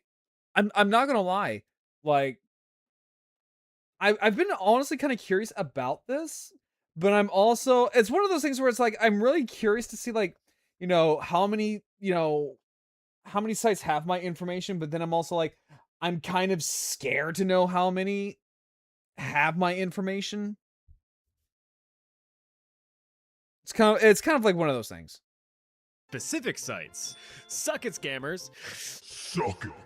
So, if you want to wipe your slate clean, try Incogni today using code CHAT to get 60% off of an annual plan at incogni.com/chat. Solid deal. Incogni even offers a 30-day money-back guarantee. Not happy? Oh, that's not a bad. problem. All right, back to it. Yeah, that's not bad. You don't have to. Oh, be an expert no, to the be an expert. Pinkerton. Something that Mr. Alan Pinkerton quickly found out as he became a Oh. prominent figure. Oh no. Okay, so if you guys don't know about you know, the Pinkertons, I think this is where they actually got the name from. They're kind of like hired goons, essentially. A good example of this is when there was a guy, right? There was a guy who made videos about Magic the Gathering cards. And so what happened was that he got a box of cards early, right? Right? And so what happened was that Hasbro, I think it was either Hasbro or Wizards of the Coast, it's one of them. Right? It's one of those. And they sent the Pinkertons over. Basically they threatened him into being like, hey, you know, you got those cards early than their initial, you know, release date. Be a shame if something bad were to ever happen to you if you ever release those videos early. It'd be a darn shame. Yeah, so basically the Pinkertons are kind of like hired goons. It's kind of wild. During the most tumultuous times. And if you can afford them, they'll take care of your problems. Oh, they'll take care of your problems, all right. American history. Not Now, like despite being murder, remembered but for his like American antics, Pinkerton was actually Scottish. He was born in Glasgow, Scotland in 1819, but fled to the States in his young adulthood. With only a few low poly coins in his pocket, he purchased a low poly horse and wagon to God, set the out and seek RuneScape his graphics, fortune. man. Desperate for work, he took up a job as a cooper for a brewery in Chicago. Wait, Oh, what's a cooper? Well, it's Oh. someone who makes wooden casks and containers. Not very exciting, but with bills needing to be paid, God, kind of bent Man, over a barrel. can you After a imagine few- like just like going back home to your wife every day, be like, so honey, how'd you do? Man, I built a shit out of that barrel. Do you know how many barrels I had to make for beer? I made 20 barrels today. My God, I need a hobby. My God, do I need a hobby. few years of building wooden cylinders, Pinkerton left the city to begin a humble life in the countryside. He built himself a cabin and started his own barrel making business since that was his only skill. But one day while he was out whacking his wood, he saw something he shouldn't have. A band of counterfeiters were they whacking their wood too? some counterfeit money, which is illegal. But instead of No, that's immediately mega running to illegal. the authorities, Pinkerton instead studied their movements and patterns, mapping out their entire operation. After a few weeks, he handed in his very detailed report over to the local sheriff. Son, Damn. I'm gonna level with you. There, this is beautiful. Golly, looks just like me. With the intelligence in hand, the sheriff made the arrest. This single Yep, so event this gave is basically Pinkerton like a the real history of jumpster the for criminal Pinkertons. detective work, which in 1849 led to him becoming the first police detective in Chicago and the forming of his very own Pinkerton Hi, National Phobos, how you Detective doing? Agency, which still Are you ready for operates your to this debut day. tomorrow? Under Pinkerton, the agency thwarted the evil deeds of many train robberies, vandals, swindlers, and thieves alike over the next several years. Yeah, nowadays they just bully people into not releasing videos early for over trading cards, basically. Also, Phobos, thank you for giving a gifted sub to the Lost Kitten. Thank you. How are you doing today? Let me see here. See here. No, I'm taking a bath and then I'm going back to prep work. Oh, wait, let me see here. I was gonna say, like, so far, what have you gotten done? Hang on, let me. There we go. I was gonna say, so far, what have you got done? You know, prepping wise. All while laying down the groundwork for modern investigative principles and gaining national fame. But then, in 1861, the American Civil War broke out because of states' rights. Just kidding. It was because of slavery. Yeah, Slavery was, slavery's in an economic bad, sense, everybody. pretty Yeah. wonderful and critical Slavery for pretty these southern bad. states. From a humanitarian standpoint, it was a complete abomination. And Pinkerton shared that sentiment, having personally Well, I mean, like, supported at and least, funded okay, abolition. at least the Pinkerton, you know, at least Pinkerton had, like, some pretty based views. You know, slavery bad, obviously. I think I just need to work on Red's voice recognition and the logo, and we'll be okay. Oh, and I need to make the playlist. Yeah, okay. So, do you want? Okay, so hang on real quick. I'm also just like panel lining my Indominus because I want to paint in her nose here. So, okay. So, do you want my advice for things like music and stuff? Right? Do you want my advice for like things like music and stuff? So my advice for music, right? Especially if you're just starting out streaming, I wouldn't really worry too much about a playlist. I mean, like, unless if you're doing something like, say, hand cam stream or something like that. That's my kind of rule of thumb. Especially if you're doing like a hand cam stream, because let's see how I figured I just make it. Well, see, here's what here's what I do. So for a playlist, right? I would say I would just go ahead and use royalty-free music, so things just pure instrumentals and stuff like that. So things like this. Now, so stuff like this, right? So stuff like that. So that way you don't really get in trouble for it, because so what it is that Twitch, if they hear copyrighted music into your video or your VOD, they will mute it. Now, there is a way that you can separate that to where Twitch doesn't, well, they'll still mute the VOD, but they won't mute the entire VOD. They'll just mute that one, like, music, and you can still have, like, your audio where you're talking, right?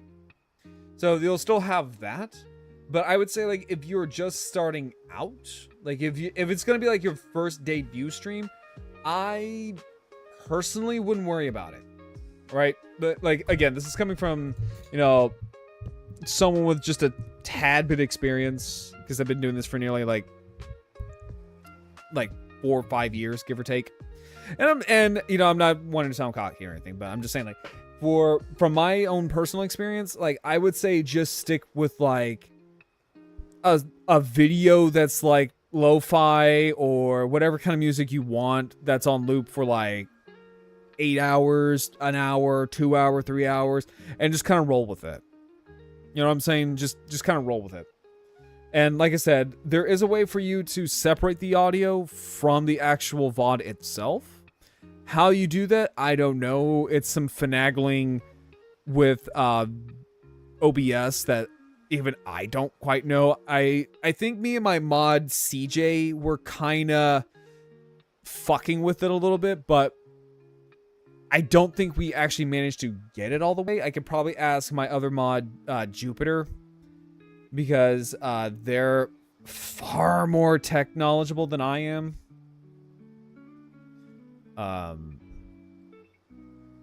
But yeah, I would say, like, just like I said, it's your debut stream. You know, yeah, no, be excited, go all out. But I would say also for big stuff like that, I would say maybe just keep it simple. Like, just for right now, grab like royalty-free music, or if you, and it might be a little bit of a hot take, but if you could find like an AI cover of it, that's another way. Now, granted, it's a way that, you know, some people may, you know, frown upon and all that, and I don't blame them. But it is a way for you to not get your, like, VOD spanked by Twitch, and you can still have, like, a version of that song or whatever you want. But again, mileage may vary on that one. Mileage may vary on that one. Just saying.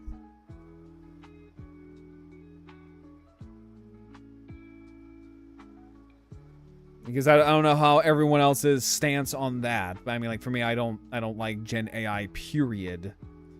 But stuff like that, it's kind of a necessary evil sometimes. Because if it's like, if I want to listen to a song like Stay With Me, and they got like a really good Michael Jackson cover of it, it's like, well,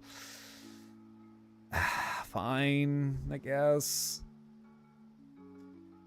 Let's see here. I did make a loading screen. Logo's supposed to be done today, but I got home. But I got a home screen too. Okay, so you kind of have like all the basics down. You kind of have all the basics down. Okay. No, that's good. That's good. Yeah, like if you just have like the basics down, you're fine. Like, the best way, and now, again, this is also coming from me who believes simplicity, less is more, and all that kind of stuff. If you just have the basics, you should be fine. But again, mileage may vary on that one. My way may not be your way of doing it, but again, that's just me. Yeah, that's just me.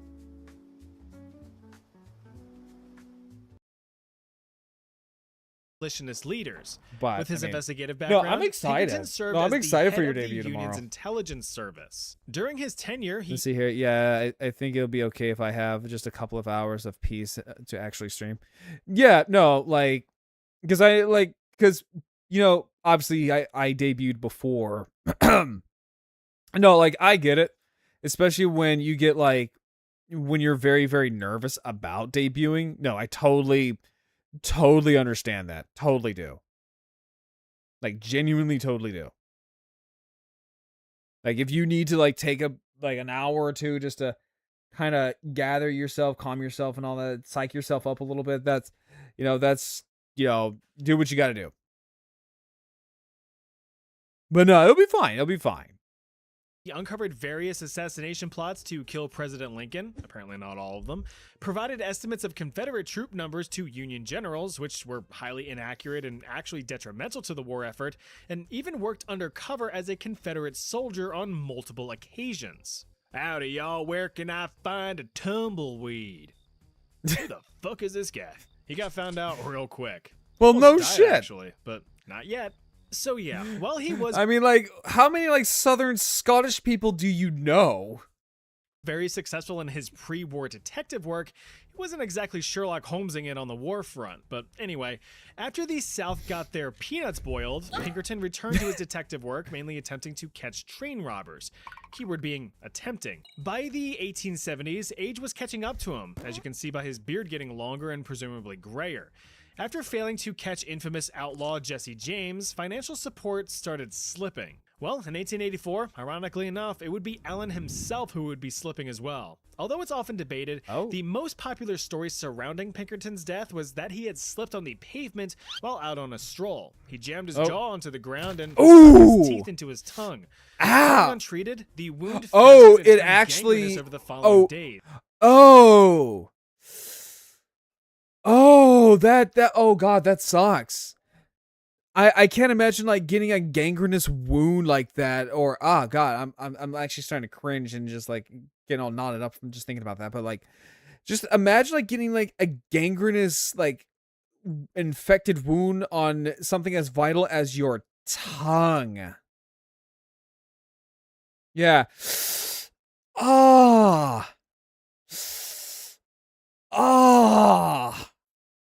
Just, yeah, I can't imagine like just having like pus and God knows what else just leaking out of your tongue like that. Sending Pinkerton to the private eye in the sky. So, fun fact, the same exact thing actually happened to my real-life sister. You know, minus the gangrene and death. Will you quit horsing around? She's just gonna have to learn.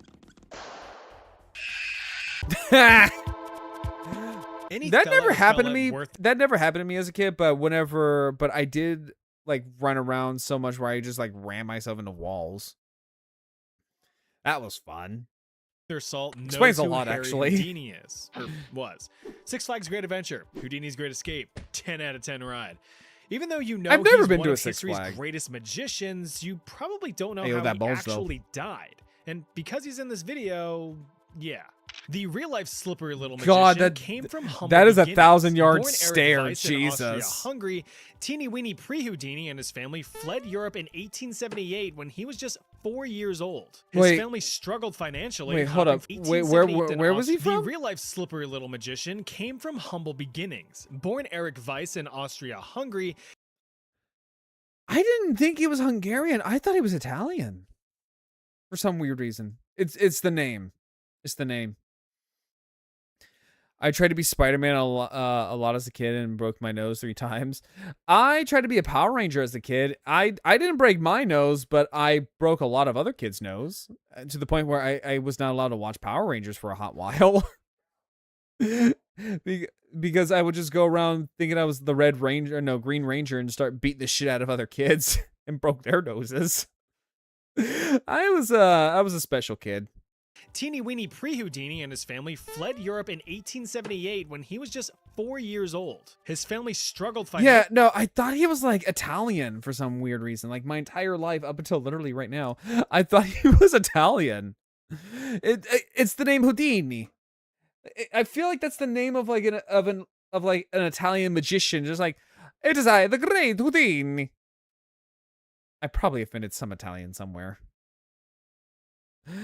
I did that when I was 6 and had a big TV fall on me. I think that was why I'm not a superhero anymore.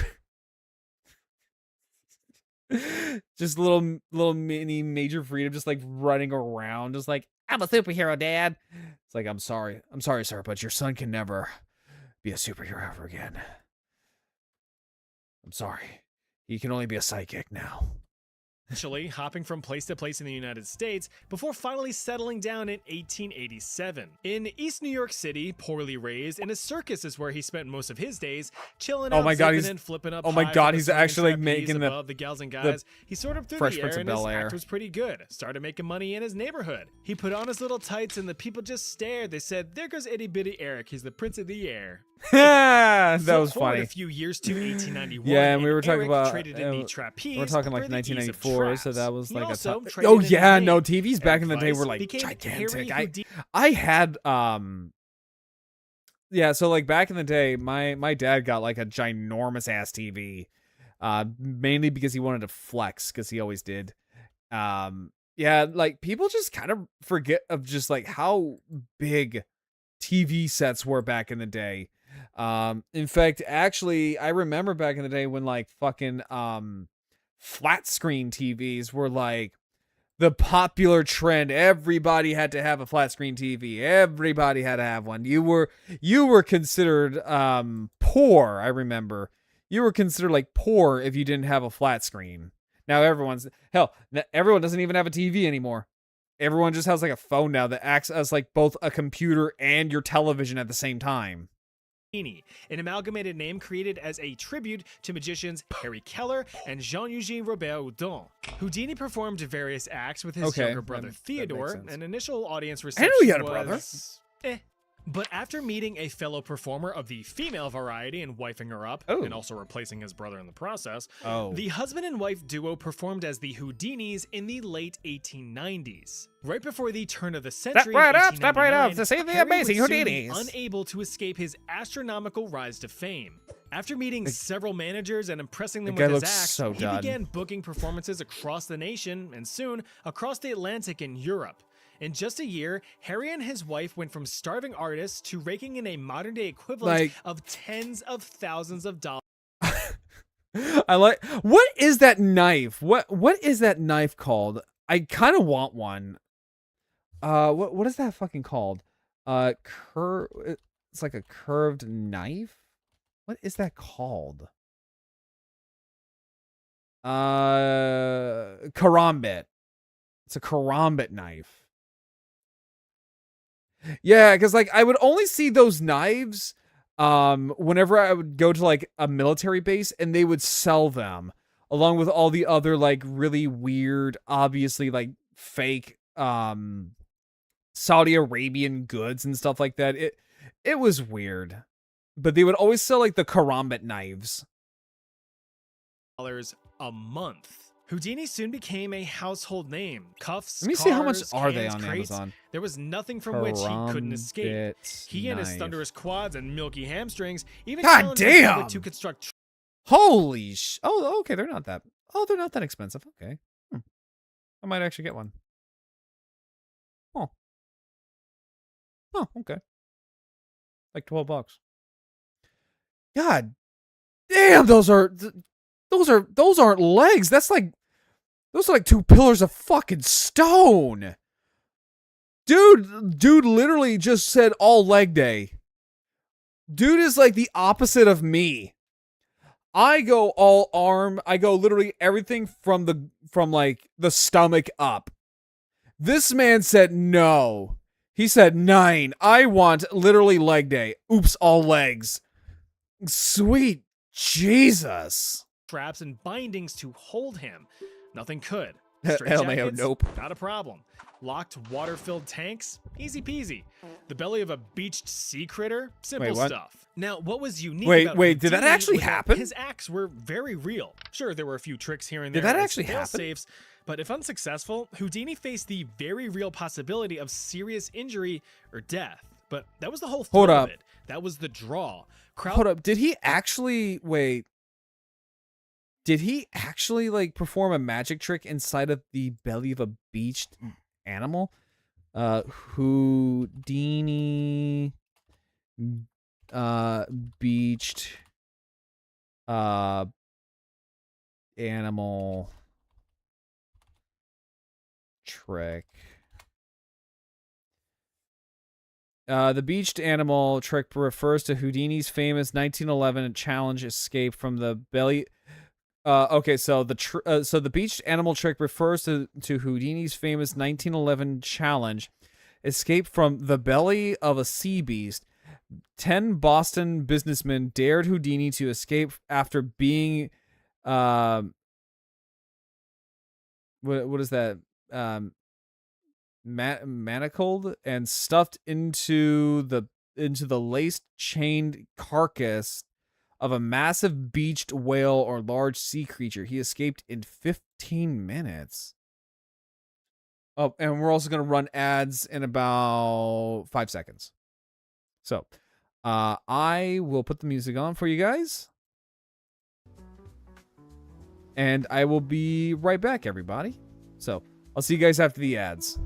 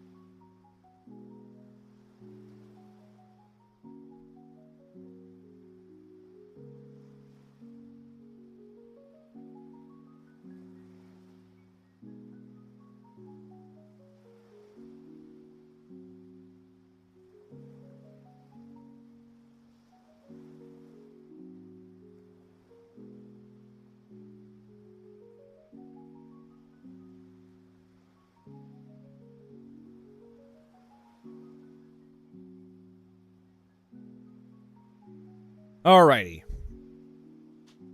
Are we all set? Also got some peanut chicken, some Thai peanut chicken. Flocked to see if his latest stunt would end up being his last. Oh, I think this is isn't this the one where he goes over Niagara Falls? This is it. I think. Aw, maybe next time. Despite escaping from boxes, tombs, chains, or sealed rooms, Houdini couldn't escape that one inevitability: death itself. It's just a shame that the master of defying death would die in such a stupid manner. On October 22nd, it's one of those things where it's like you fuck around and find out. Houdini was resting backstage while performing at the Princess Theatre in Montreal. A few Canadian fellers no-clipped into Houdini's dressing room to have a chat about the performance. One student, as typical Jocelyn Canadians Whitehead, do, came forth and questioned Houdini's amazing claim that he could withstand any punch to his stomach. Now, according to witness testimony, mainly the students who were right there with him, Whitehead reportedly delivered 5 devastating blows to Houdini's abdomen before Houdini even had time to properly react. Hold up. Think fast, eh? Who just sits there and just goes, hey man, can I just punch you in the fucking gut? Hey, I know you're an escape artist. Hey, I know you're an escape artist and all, but hey, can I just punch you in the gut? Yeah, can I just like just deck you right in the fucking belly just like 5 times? Like just Mortal Kombat fatality your fucking stomach. Houdini initially brushed this incident off and continued performing in agonizing pain. Over the next few days, he developed a 104-degree Fahrenheit fever. Turns out the blunt force trauma had contributed to Houdini's appendix full-on rupturing. God! Doctors had managed to remove the busted organ. How hard did they fucking hit him? Juices had already leaked into and poisoned his body by then. Succumbing to peritonitis, Harry Houdini's final act was escaping this mortal coil on Halloween Day, 1926. Oh, he died on my birthday. Oh, he actually died on my birthday. Now this is 2 stupid deaths for the price of 1. Though to be honest, it's pretty sad. Yep. Homer and you know, if I had a nickel for every time I had a celebrity die on my birthday, I'd have 2 nickels. It's not a lot, but it's weird that it happened twice, as far as I'm aware of. Langley Collier were 2 rather eccentric brothers from the same Houdini mother. died on my Mama birthday, was an opera singer, and so Papa did was a gynecologist. So both parents were familiar the guy with who peeling played back some Bowen from curtains. Dragonheart. Having successful parents gave the boys bountiful bank accounts and I'm sorry, not Bowen. Sean Connery. Sean Connery died on my birthday. solid educational opportunities. The guy who voiced Homer Draco. studied maritime law, while Langley studied chemistry, engineering, and was a whiz at tickling the ivories. They lived in a large Harlem brownstone row house in New York City. Dad died in 1923 and Mom died in 1929. Now, once Mama Collier bit the dust, the now 40-something-year-old brothers remained in the family home while still going about their daily lives. That is, until the back of Homer's eyes blew the fuck out. Oh, With Jesus. his brother now fully blind, Langley chose to quit his career to become a caretaker.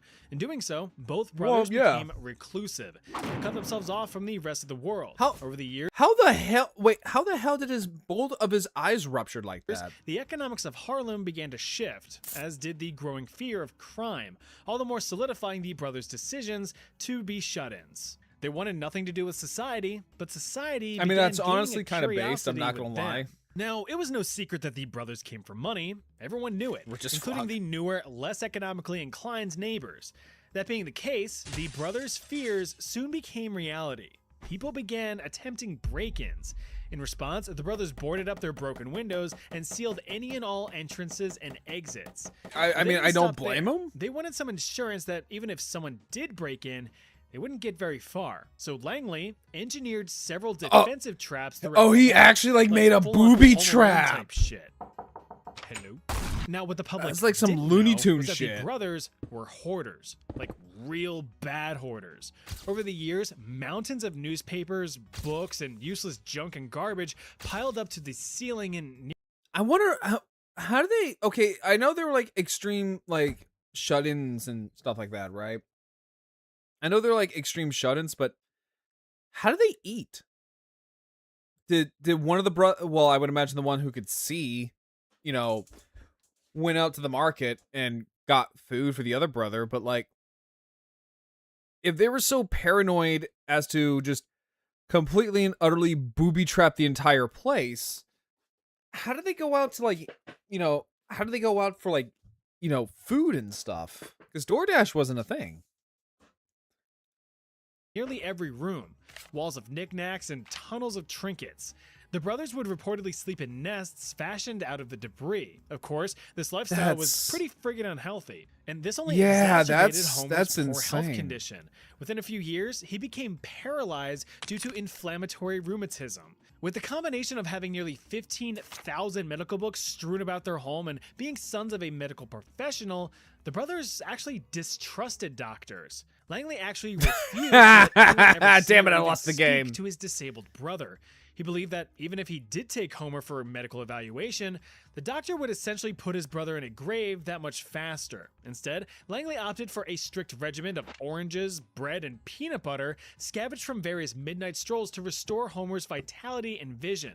Didn't work. Yeah, no. In fact, the brothers' untimely deaths would be a product of their own paranoia. Well, yeah, because I mean, like, you're living in like absolute shit, like complete filth, and you don't talk to people. Like, this is like oh god, what do the Japanese call it? The hikikomori, but it's like hikikomori on like fucking roids. This is disturbing. An anonymous tip-off to police reported the smell of decomposition coming from the home.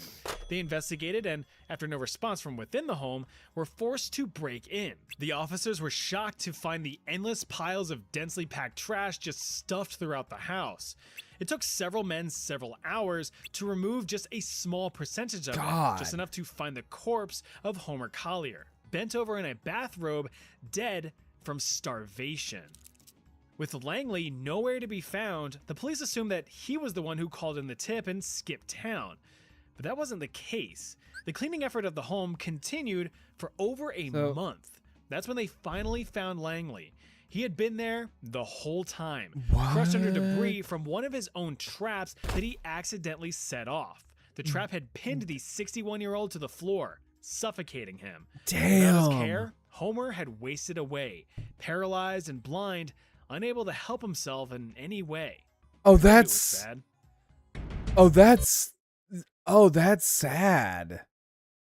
Like that, for the brother who was blind, that is genuinely like a horrible way to go. Like, you were just trapped in your own body, and all you can really do is just call out to absolute nothing. My God, that's actually pretty damn sad. Alright, now this is easily the most stupid death on the list, pretty much because it was well-deserved and self-inflicted. Say hello to David Grundman. Hey there, he's an idiot. Hey. Now say hello to this, a saguaro cactus. Oh no. They're the type of cactus you think of when you think of a cactus with its stereotypical cactus shape. Look how cactusy it looks. Now that's a cactus. So that's like John David Cactus. Grundman, there's not really much known about the guy. Why would there be? He wasn't famous, wealthy, notorious, or otherwise notable. He was just some dude who made a bad choice. Sorry, David. So did he just hold up? Did he like 1982, launch himself at the 27-year-old cactus? David and his roommate James decided to have themselves an exciting day. Now, when you live in the middle of the blistering balls hot region of Satan's asshole, Arizona, you gotta get creative. So David and James carted themselves into the desert for some rootin' tootin' recreational shooting. Problem is, there's nothing too exciting to shoot at in the goddamn desert. Well, almost nothing. Yeah. You had some snakes, deer, sheep, and a big old bug, but they mostly required permits and such. So instead of blowing up animals, so they just wanted to just get the rocks off at shooting something that won't cause any like legal problems. I mean, that's a little fucking messed up, but I mean, at least it's a cactus and not like, an animal or, something that's, alive. Well, I mean, plants are alive, but you get the idea.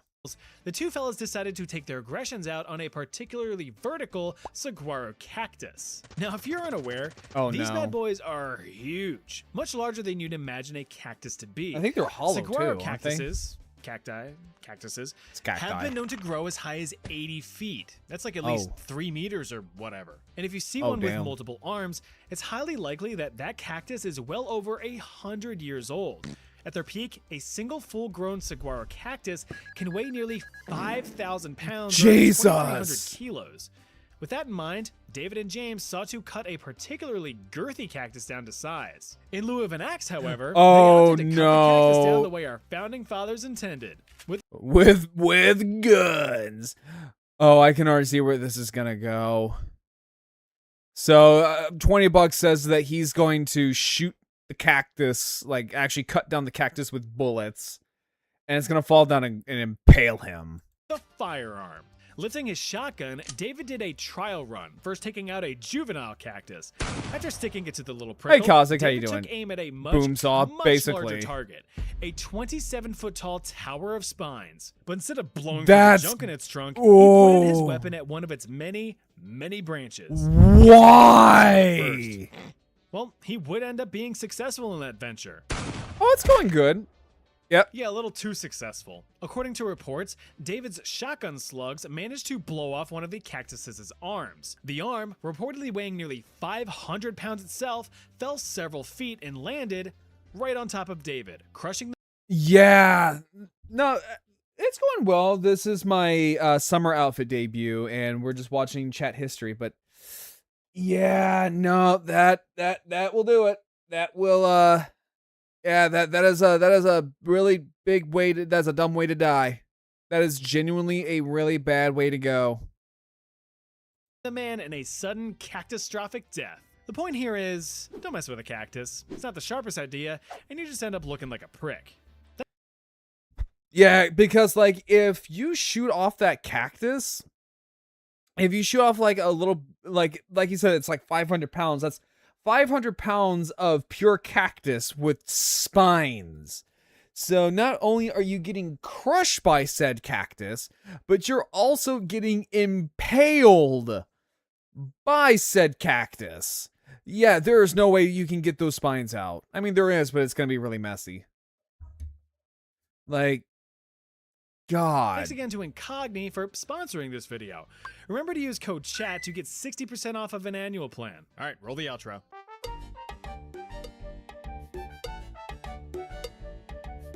Yeah, no, like go check him out. Like I always love watching chat history.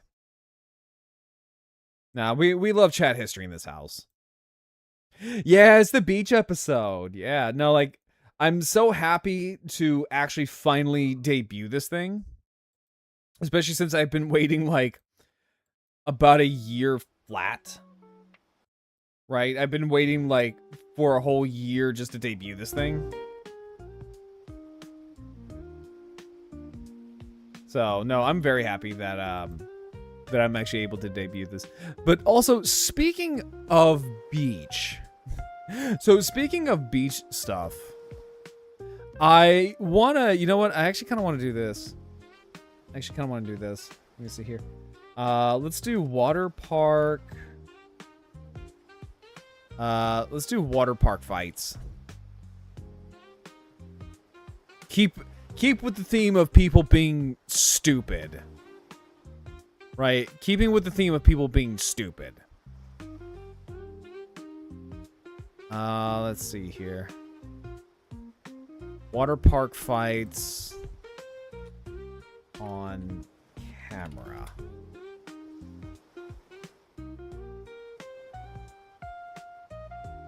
Okay, maybe not this one, because all I'm just getting are just a bunch of like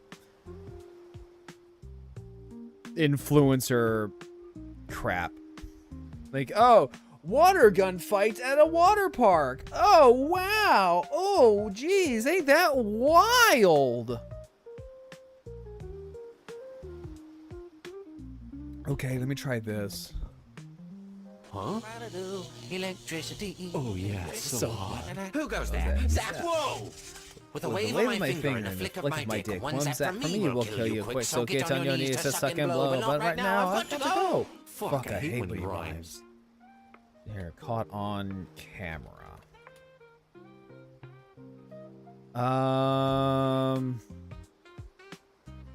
I want like a good playlist of like people just fighting each other.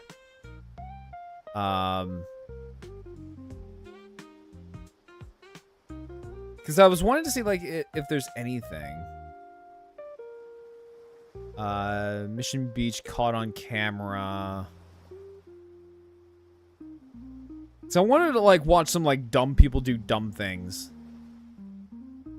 But I also wanted to keep it tropical because it's the beach episode.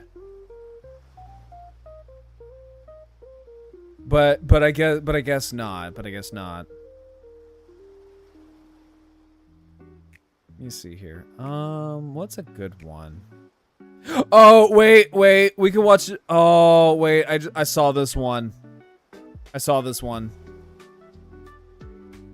And I saved it because I wanted to watch this. It's another Kentucky video. It's another Kentucky ballistics.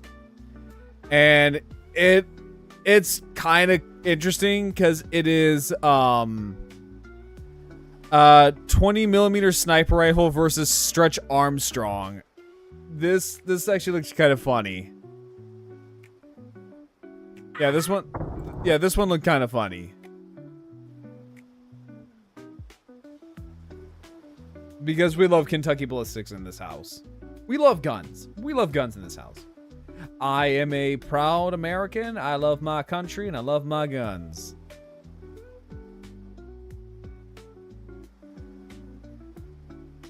Alright, so...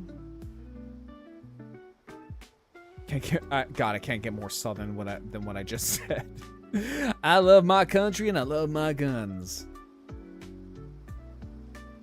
We endorse the boom booms here. We do. Yeah, no, we endorse the military, we endorse first responders and all that good stuff. You know, and we endorse guns because guns are cool, but they are not toys. All right. So, this is a Stretch Armstrong, and I don't know if you know. God, I remember when those things were like popular back in the 90s. Damn. I just did a rebuild on mine. Of like your gun. What gun do you got? We're gonna see if we can stop a 20mm sniper rifle. Oh.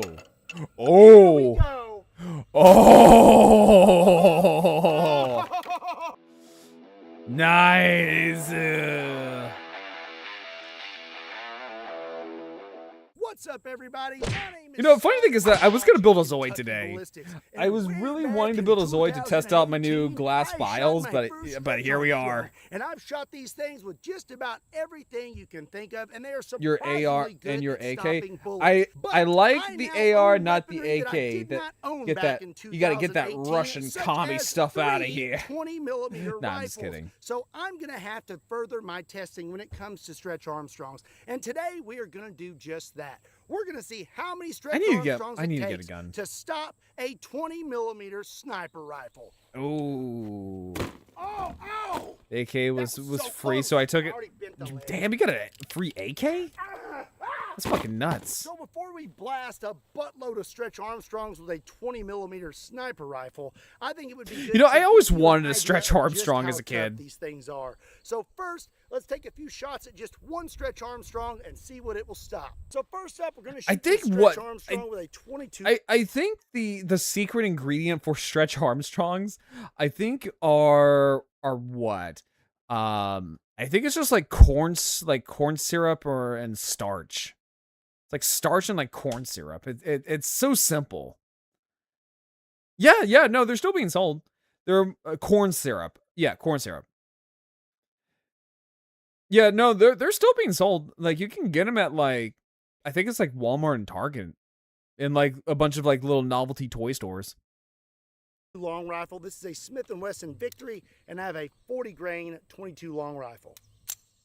Okay, here we go. Ooh. Damn, it ate it. Damn, it ate Okay, that. so we have a hit right here. Has in Stretch his Armstrong and right Stretch pec. Scooby-Doo as a kid? And as you can see, I didn't have it any of did that. not make it through the Stretch I Armstrong. didn't have any of that So up actually next, I'm growing gonna hit up, this and Stretch I want Armstrong one. with something I have not used I'm before. not gonna lie. I'm not gonna lie. For like a little stress relief toy, I always wanted to kind of like pick up one of those like Gujitsu toys, just to have something to squeeze. But then I'm like, nah, I'm a grown ass man, and I already have enough toys as we speak. I don't need more. I don't need more. If I want a fidget toy, I could just grab one of my Transformers. If I'm gonna be honest, I could just grab one of my Transformers just if I want like a fidget toy. Is a Ruger 5.7, and I'll be using some 5.7 by 28 40 grain rounds. Which This honestly, is a my hospital go-to like round, fidget and I'll be toy very is curious honestly to the see if that Studio Stretch Armstrong will Series stop Gamer this. Edition Optimus Prime. Damn! Okie dokie, where did I hit this guy? It looks like I hit him right in the belly, and it stopped it. It stopped the 5.7, so that is somewhere inside him. Let's go ahead and hit him with a few more rounds. So now we're gonna step it up to 9mm. This is a Ruger RXM. And I'll Damn. be loaded up with some 9mm 124 grain Hydra Shock. And I'll be completely honest, Okay. I have not sighted in this optic. So for more precise shots, Oh, like this, yeah. I'm not so sure. I may miss. Yeah. Because But when I hit you him in the do that, you shoulder. kind of have to like. Oh yeah, no, that tore it.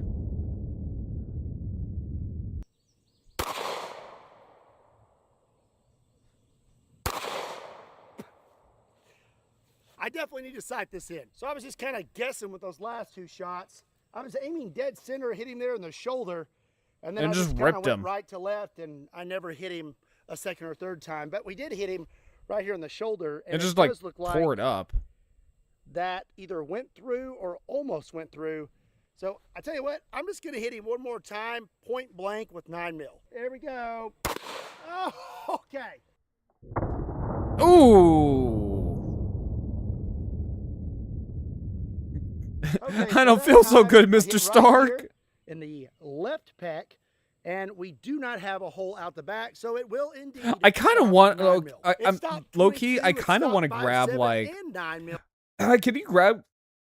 Can you actually find cornstarch and or corn syrup in like Target and Walmart and stuff like that? Because I kind of wanted just for shits and giggles make like whatever the hell is inside of a Stretch Armstrong, just for shits and giggles. So how about we try some 45 ACP next? Oh, This is a Night Stalker 1911, and I'll be loaded up with some Hornady 185 grain critical yes. defense. Oh, I know what I'm gonna be doing.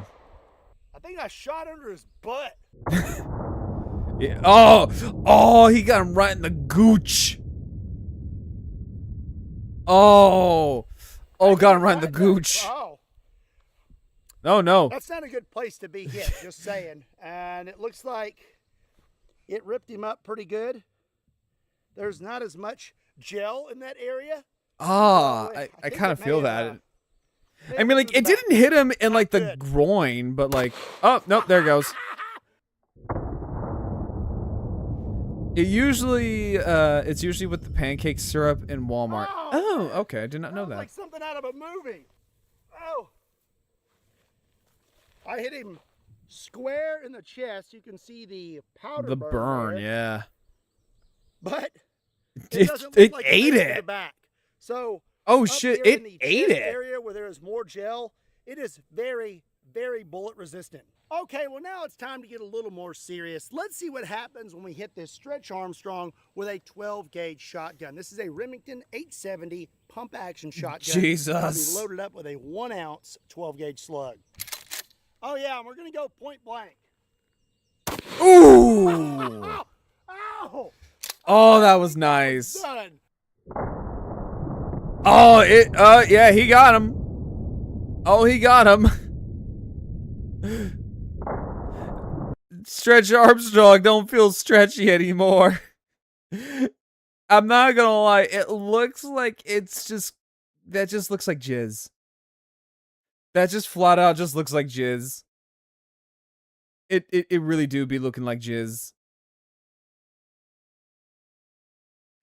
Get the Benali and let's do it again. What's the Benali? I'm not too familiar with guns. Well, he flew into this disgusting little pond I got going on. I would just leave it. See if I can get him out of there. I would just leave it. Oh dear.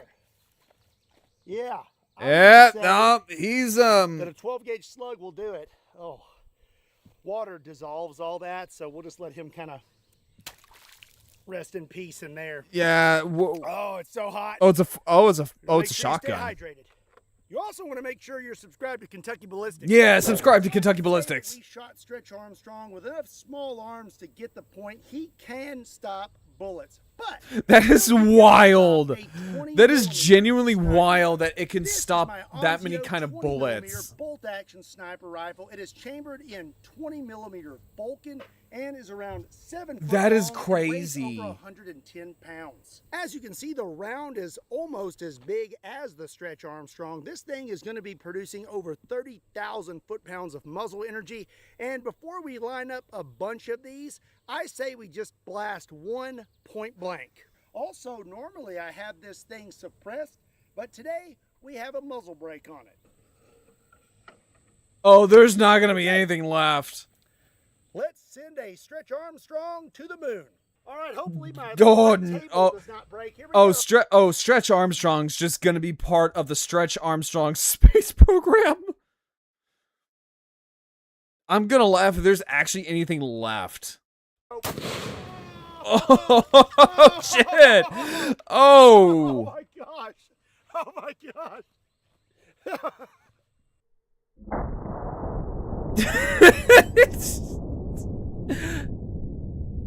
I believe I can fly. I believe I can touch the sky. I think about it every night and day. Spread my wings and fly away. I believe I can soar. Wait, hold up. Hold up. Wait, I just want to see that again. That Stretch Armstrong's just looking at him like, what? Where did my life go? No, how did I get here? Like, he has so many concerns on that face. Look at him. He's just like, man, how did I get here with my life, man? You know, what actions brought me here?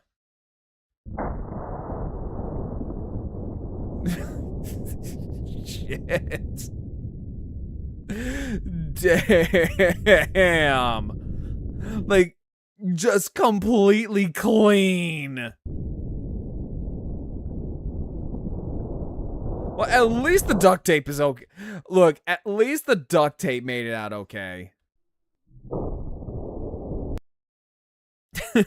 Well, it looks like at least the duct tape made it out fine. But Jesus Christ. Like, completely bisected the man. Man, it's really hot today, and I feel like I'm about to pass out, but that was totally worth it. Well, I would say that one Stretch Armstrong definitely is not enough to stop a 20 mil sniper rifle. He God. is missing his whole upper half. Talk about a clean through and through, huh?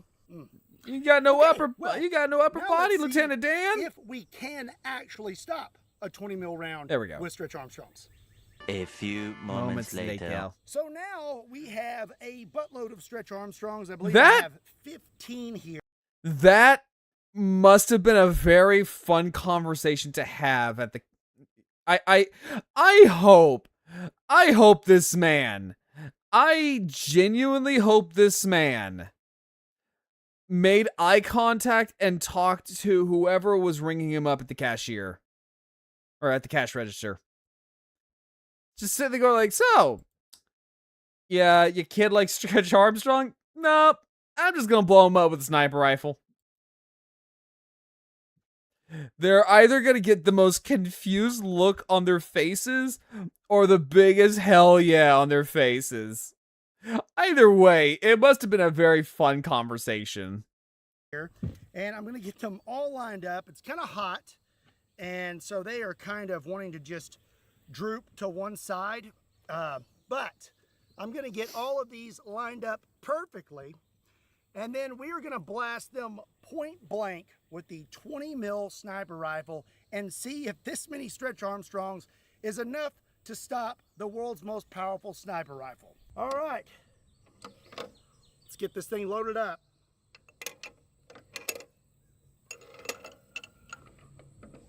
Okie dokie, here we go. Jesus. Oh! Oh. We took out the Stretch Armstrongs and the table. I'd say we did pretty good.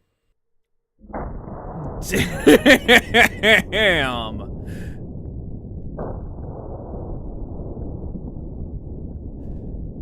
Damn, dude. Oh. It blasted all except for like 3. One of the, he's just not even there. He's just not even there anymore. We bought a bunch of old mannequins for a buddy's bachelor party to set up at a range. When we told the lady who sold them we were using them for target practice, she asked if we needed to call the cops. Wait, really? Wait, hold up. Really?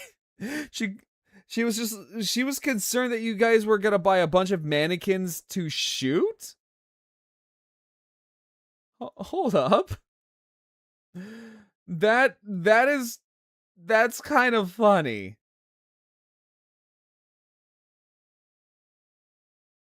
That's kind of funny, I'm not gonna lie. Half of the dudes at the party were police, oddly enough. Again, that's kind of funny, I'm not gonna lie. I'm not gonna lie about that one.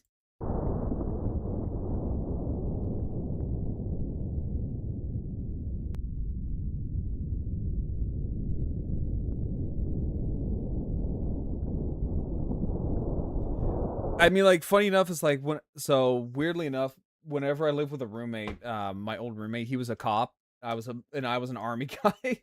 So, no, like, if anyone like wanted to break into that apartment, they weren't gonna have a good time because, yeah, try breaking into an apartment where someone's like, one knows how to kill people, the other one knows the law and the justice system.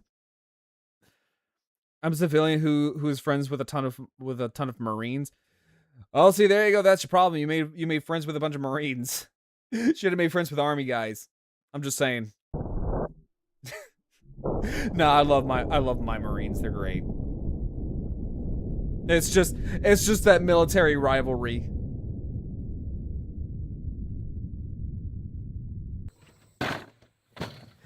Did you also, weirdly enough, did you guys know that the Marines for like the longest time, I think, were like the baby of the military? Because it was first, Army's the oldest branch, then it goes, I want to say it's Army, Navy, I want to say Coast Guard, and then I want to say Marines, if I remember correctly. Then it's Marines, and then Air Force, and then now it's Space Force.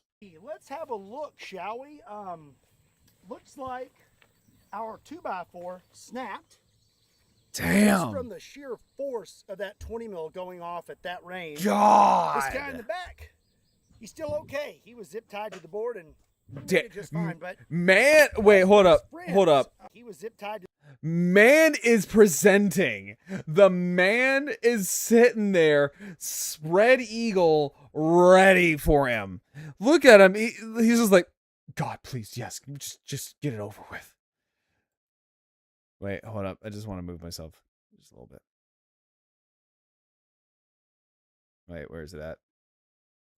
There we go. Look at him. He's just like, Yeah, God, please just get it over with. Yeah, just right there, please. Did the board and he made it just fine. But as for his friends, They're quite a dead. few paid the ultimate price for Yeah, your they did. entertainment. Looks Yeah, like they he got did. hit in the hip. He may still be okay. No, he He gone. started out with 15. So No, he gone. there's 1, 2, Two and a half, 1.5, I would say. 3, 4, Missing an arm. it's like fucking D-Day for Stretch Armstrong. 5, 6, 7. Oh, wait a second. That is a piece of the round. That is Holy. wild. And that's the rifling. I don't Holy. know if that is from the round we just shot or if that's from the first time we shot, but there is a piece laying over here on the ground. This guy's missing an Holy. arm. And all of these, well, I don't know. Oh, they look okay. 1, 2, 3, 4, 5. 5 made it. So, looks like we That's destroyed about 10 10. Stretch Armstrongs. But I don't think it matters how many Stretch Armstrongs we have.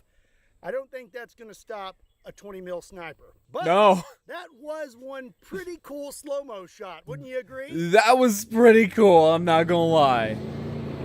Is he gonna run it over? Yeah! Yeah, run that over. Well, that's going to be it for today's video. I hope you enjoyed it. If you did, be sure and give it a like and make sure you hit that subscribe button. Also, be sure to let me know what you would like to see me blast next with 20 mil in the comment section down below. Also, be sure to check me out on all other social media platforms. I'm Links getting to this guy's those shirt. down in the description I'm getting down his below, shirt. along with a link to KentuckyBallistics.com, I'm getting his shirt so just in case badly. you want to pick up a sweaty shirt. A sweaty fucking shirt, chat. And as always, my name God, look at fucking Chair Mountain over there. is Scott. Thank you so much for watching Kentucky Ballistics.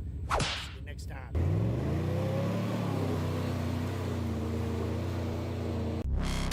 Yeah! Alright.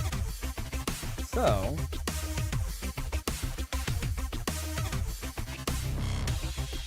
Alright, so.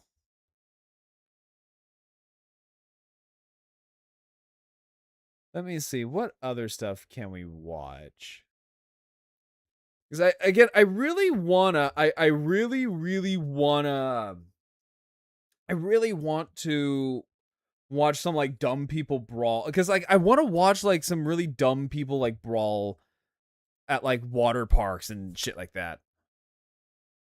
Oh wait! Hold up! I want to watch this. I was watching this morning, right? I was watching this morning.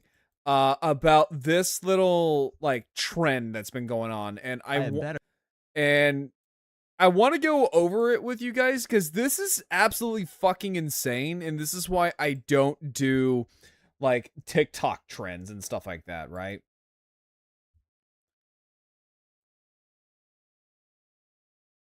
Yeah, no, this is the reason why I don't do TikTok trends, is this shit right here. So we're gonna watch this video from a Tozy. Here we go.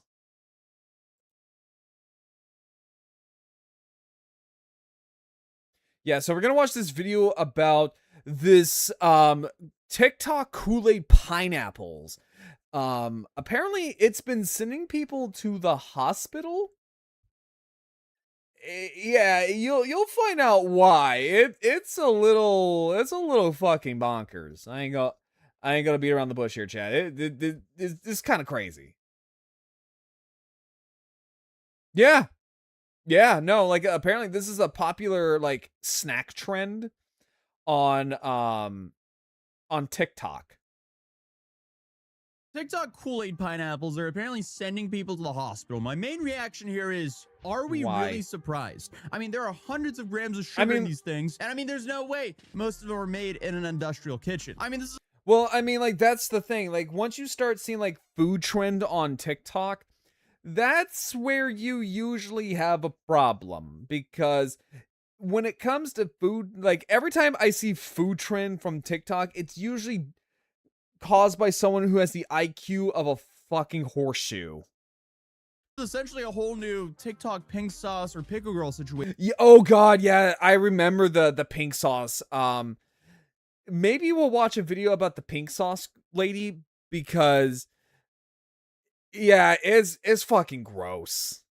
Waiting to happen all over again. So essentially what started as a guy selling Kool-Aid pineapples out of his car somehow Which turned sounds into a nice. viral catchphrase, a meme celebrity, and of course a cryptocurrency, because of course meme coin bottom feeders will turn anything into a meme coin at this point. But hey, yeah, so see, the only food trend I don't mind are the various ways people made bulldog ramen more filling. I mean, okay, that's not too bad.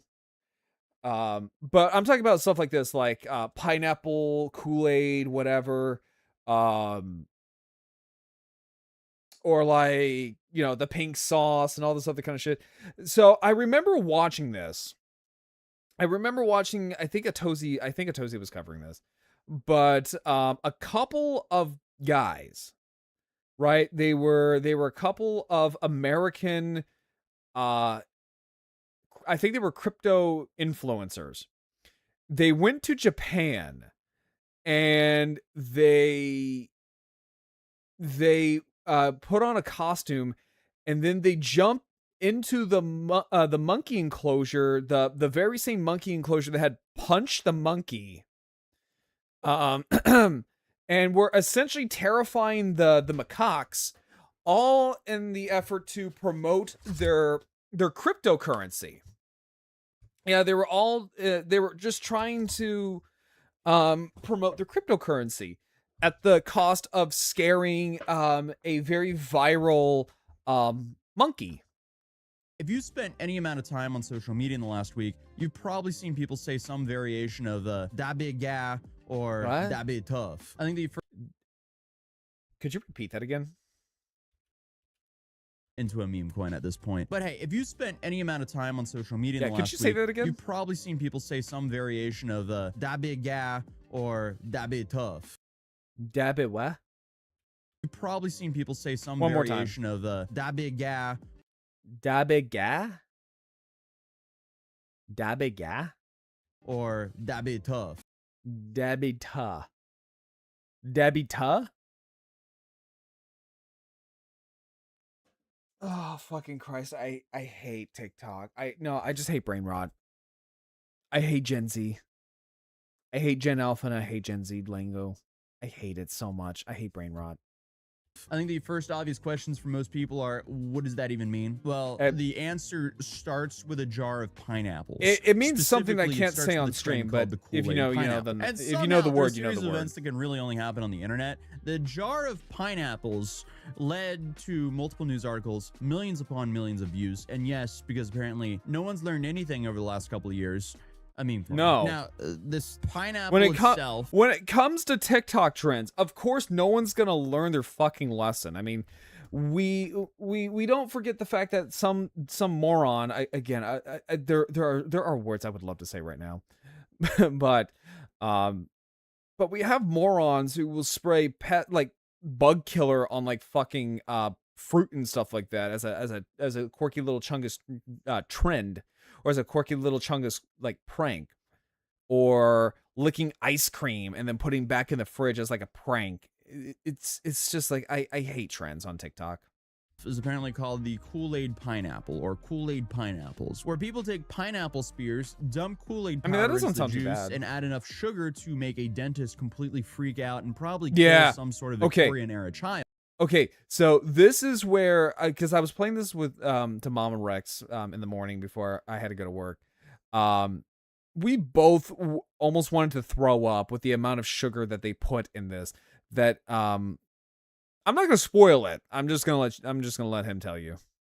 Then they shake it together and then let everything soak, and the result is a snack that some people insist is technically fruit. I look at it and I go, there's no way people actually consume that. I mean, and also, technically speaking, it's just, what it is just like what the fuck is that? What is that? This disgusting thing? It is Kool-Aid pineapple. It's like pineapple spears, like essentially pickled. It's like pineapple spears, like just in a it's sugary pickled pineapple basically, because that's what you're doing. That's basically what it is. Calling that a fruit is essentially like dumping a whole bunch of melted milk chocolate onto a fruit and still calling it a fruit. Yeah, Sure, it's like when Chris Chan goes to McDonald's and he pours soy sauce on everything, and a disturbing amount of soy sauce, and he calls it healthy. Technically, there's a fruit under there, but now it's a dessert. Regardless, though, the trend started off early. Or again, like back to what Chris Chan was doing, when he would basically make like a quote unquote salad or a quote unquote like healthy food item, and he would just dump like tons of like sugar or, you know, stuff that would just counterbalance what he was trying to do. Like when he made a salad, he made like a salad with like tons of like dressings and croutons and stuff like that. Basically, it's pretty much what this is.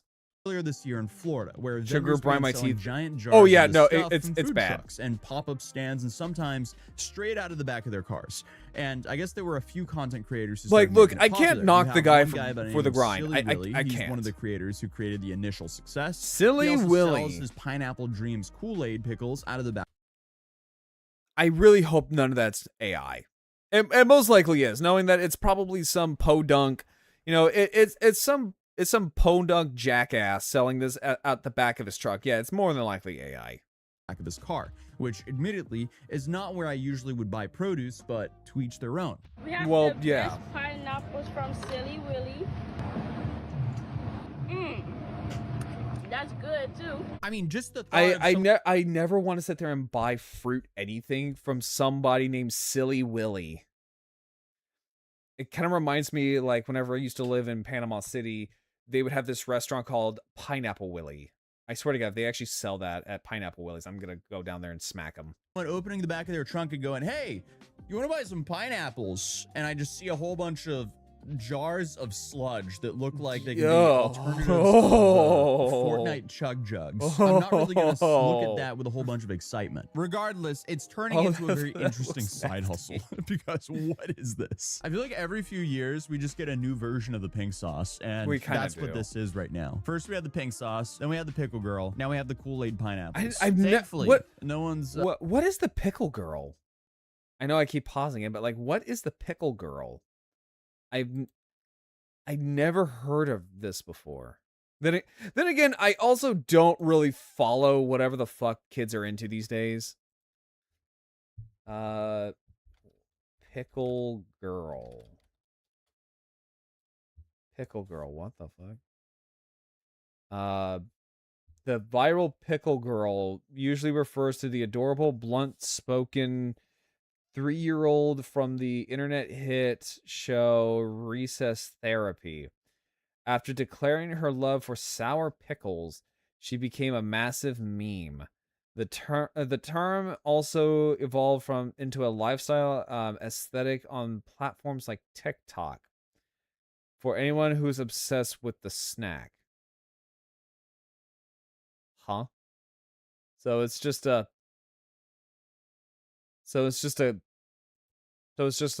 toddler eating pickles. Okay.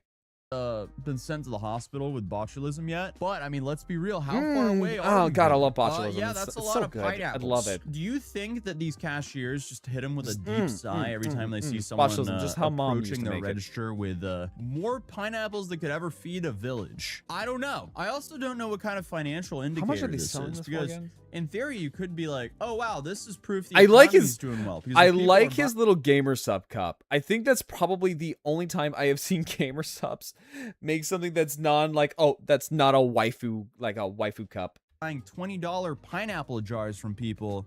Clearly they're not struggling, right? But then you can make the counter argument of, I mean, like, they'll have to obviously sell like pineapples on the sucker side like just to be able to morons afford into rent? buying this I don't know. stuff. Regardless, $20 for a jar of pineapples sounds insane to me. $20? Especially with just pineapples, Kool-Aid, and sugar. But I guess if you put all my skepticism and jokes aside, it seems no, this really does kind of show that you can sucker any moron into buying this kind of stuff.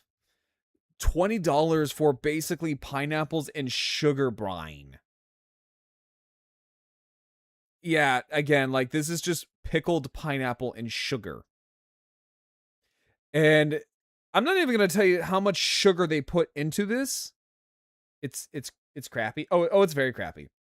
And the thing is, like, there's a lot of more. Again, there's a fine word I can say about this, and I'm really biting my tongue so hard to not utter it, because there's no other way to describe it.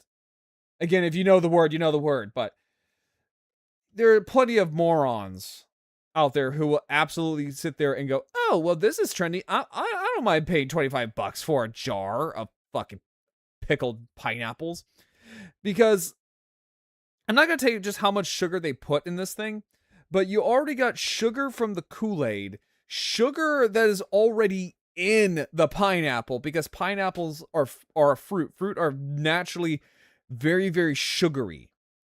And then you're going to put in processed sugar on top of it. You might as well just call this the diabetes jar. People love this. And I mean, if you're on Facebook Marketplace, especially in Florida, yeah, you're definitely going to see a whole bunch of pineapple Kool-Aid jars on there. We outside with the candy pineapple jar. Pull up on me. Yeah, I mean, these are obviously what the fuck ones. did she You just can see say? the cherry and lemonade there. Wait, hold up. Was that English? As you can see. Pineapple jar. Pull up on me. Yeah, I mean, these. Outside with the candy pineapple jar. Pull up on me. Did she say a la boomy?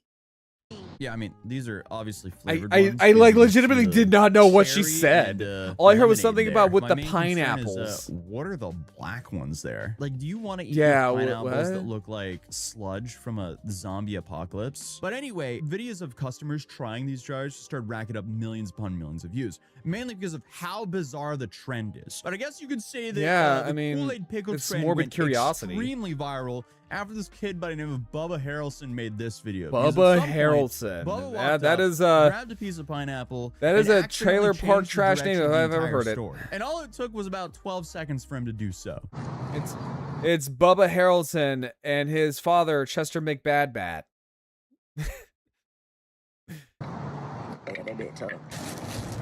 I'm sorry, what? Oh yeah. Yes, sir. Okay, so on May 29th, this video started going viral. And here you can see that Bubba was handed a jar of Kool-Aid pineapples, then Bubba takes a bite, chews it for about 2 seconds, and delivers a line that changes the internet forever. Oh yeah. I think that's a Devil Rays. I think that's a Devil Rays hat. So yeah, this must be like in like Tampa or something like that. You could technically argue that he changed the internet because now as a Florida man, I don't claim these people.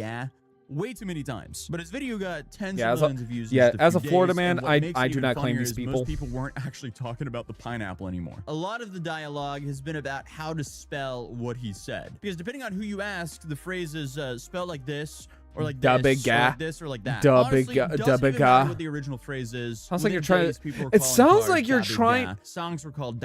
It sounds like you're trying to say something in Cajun, but you lack the intelligence to say something in Cajun. Or it just sounds like a Cajun man drunk off his ass who ate glue. And at one point, I saw people using it to describe completely unrelated memes. So we have reached Can we just go back to saying like things are with tight? Oh man, that's tight. And as soon as I saw it going viral, I immediately felt very old until I saw Mike Majlock do it, and that's when I realized the trend just completely died overnight. Looks like a slimy slug, bro. That'd be tough. That'd be tough. So okay, there we go. That'd be you tough. can wake up as a normal person, then just the say next that day, you're suddenly a celebrity. This is kind of like reminding me of the Vine English days. is not While this a video is hard 12 language seconds, if we're not that you're a far away native from the speaker. 7-second videos here. But apparently you can go viral from enjoying an oddball snack a little bit too much, and also just the lingo you decide to use for enjoying the snack. Dabega. And today we came to pull up on the creator of that. First question I want to know, was it really tough in gas? Yeah, it was most definitely tough. Okay, for sure. And how you feel about blowing up? It's good. It's good. It's good. And yeah, got a whole bunch of fame, a whole bunch of people. I wish my doing model shit. can track how so, like, badly I'm people be cringing in the right comments now. saying, like, you fake your voices, so is that true? Nah, that's not for real how I talk. And another question, people like, you from Florida and stuff? Nah, from Wilmington. What made you start talking like that? I don't know, because that's how I grew up. So he That's just how I grew up. Real voice, man. So like, to end the video off, I need you to say your famous words. That big guy. And that bit tough. For sure, man. And here the camera just has to keep on adjusting because he just won't stop backing up. I feel like he's trying to run away from the interview at this point. But within hours, people were making reenactments of the video, and it just kept spiraling out of control from there. That bit tough. Ew! Ew! Ew! And then, of course, that's came the edits. gross. And yes, I'm in a different outfit now because my camera overheated. But if you somehow don't know what a brain rot edit is, imagine you just have a normal video, but then it's edited like you're trying to induce some sort of minor hallucination. Because suddenly there were slow motion versions, versions where Bubba looked like he was delivering the most important speech in human history instead of reviewing Kool-Aid fruit. But I guess while Bubba was becoming the internet's newest celebrity, another argument started.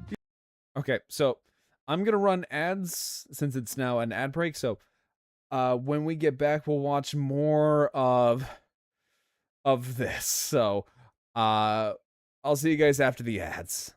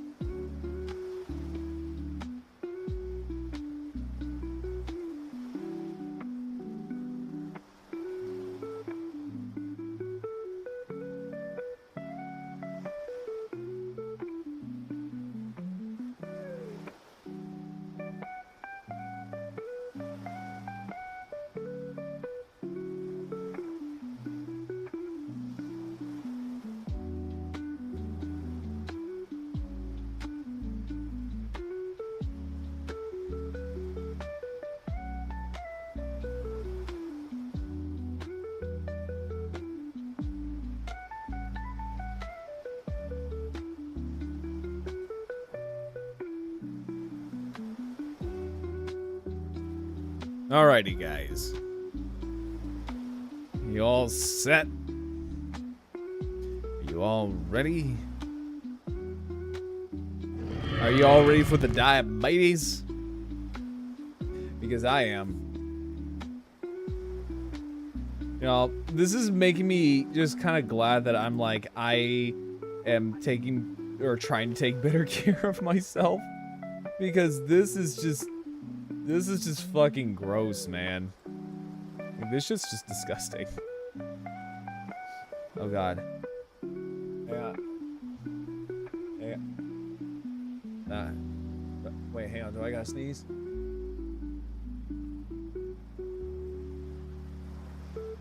Oh god, I hate when that happens. Fuck. When you gotta sneeze, but you can't. Okay. It's the worst feeling ever. Okay, so 3, 2, 1, go. Because eventually, someone looked at these giant jars of brightly colored pineapples and asked themselves, how much sugar is in this? Yeah. As videos started spreading. Yeah. This is what I've been kind of like building up to, because I wanted you to take a moment here and realize that they're also adding in the sugar that's already in the Kool-Aid, the sugar that's in the fruit. Now, get a load of how much sugar they're putting into the jars. And rumors started going around that people were actually being hospitalized due to this. People started looking at the recipe a little bit more closely. Yeah. And by a little more closely, I mean, they started doing the math here. Because the basic recipe looks fairly innocent. It's pineapple, Kool-Aid, and sugar. And some people add in a whole bunch of candy. I mean, like, that's pretty innocuous.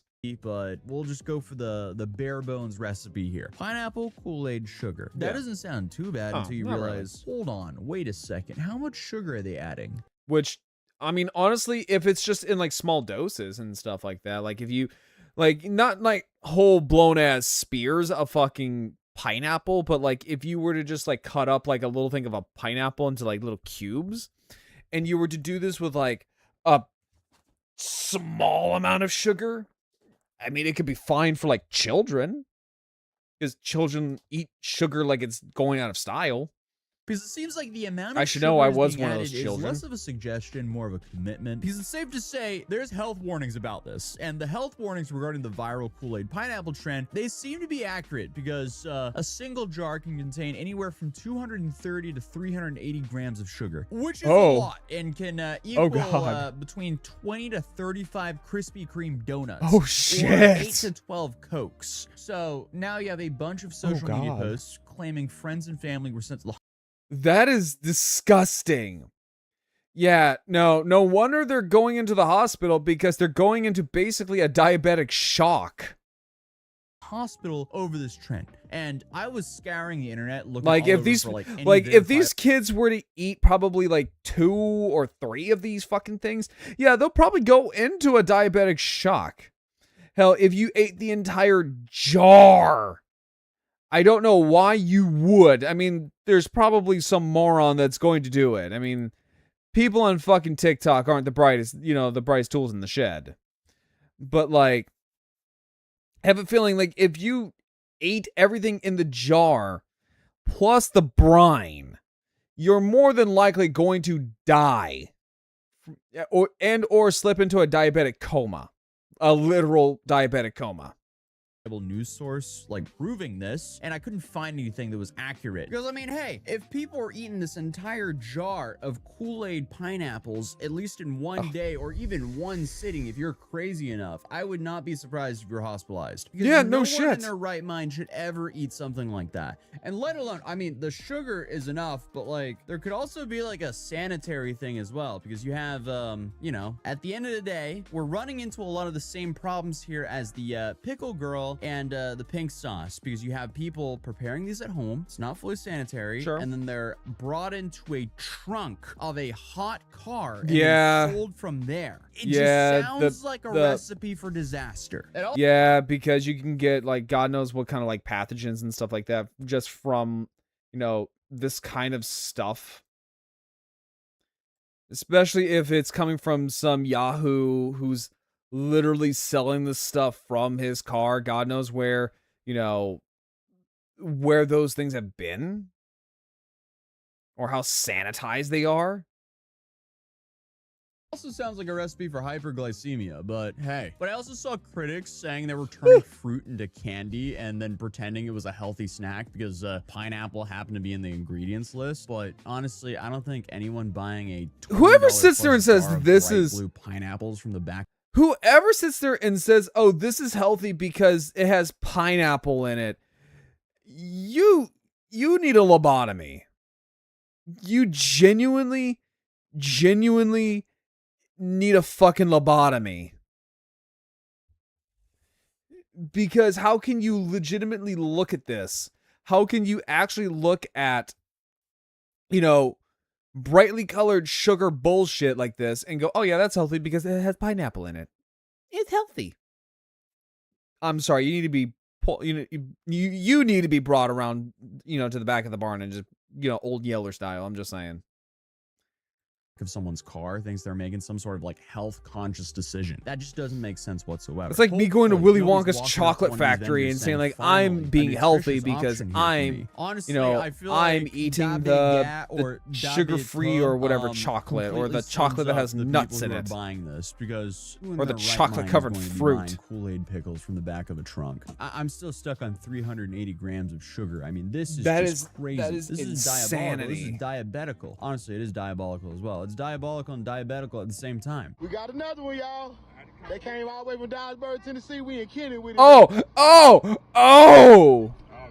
yeah, that's good, ain't it? no. I mean, just look at these pineapples. They're neon. They could power a glow stick if they wanted to. This is crazy. Why would you ever consume this? Brother, I don't please, know. why? Maybe I'll make some homemade to see what they taste like. Maybe No. I'll do that for a YouTube short. I'll do it for science. I mean, like, you Honestly, could. they're You could probably,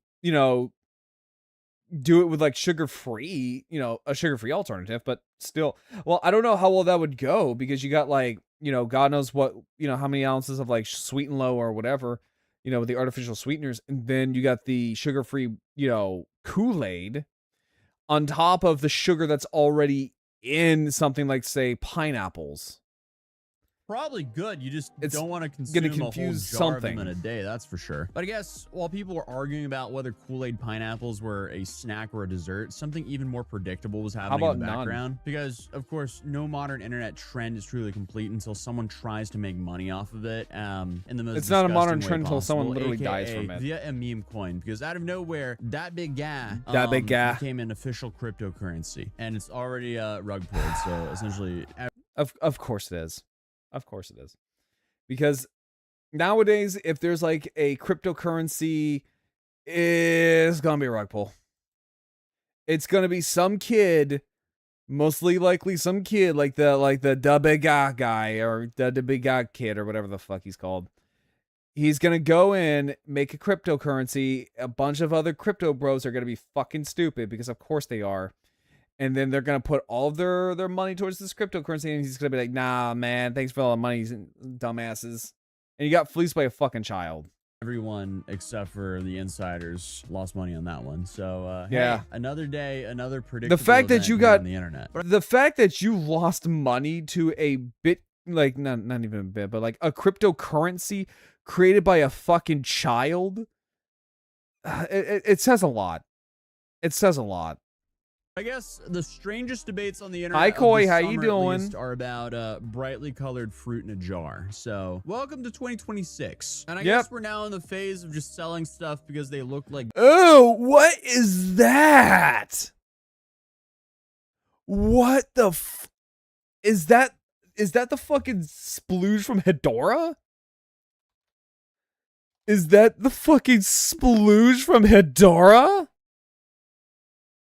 Because that literally looks like Hedora's jizz. Jesus Christ, what the fuck? It's hot outside. Have you stayed hydrated? I have, Koi, thank you. I have. Just, God, what? And it's boneless wings. So, chicken tenders. What the fuck? melted lava lamps. Oh! Are about brightly colored fruit in a jar. So, welcome to 2026. And I guess we're now in the phase of just selling stuff because they look like melted lava. Should we start selling these things? No. How about no? Just finished a long day of yard work. I mean, like, at least it's productive. At least you got some lawn work done. That's not bad. No, we're about the end of the stream. This is the last thing we're gonna be doing for the night. Because and I just debuted my new outfit. That looks burnt. That looks like charcoal. That literally looks like a goddamn piece of charcoal.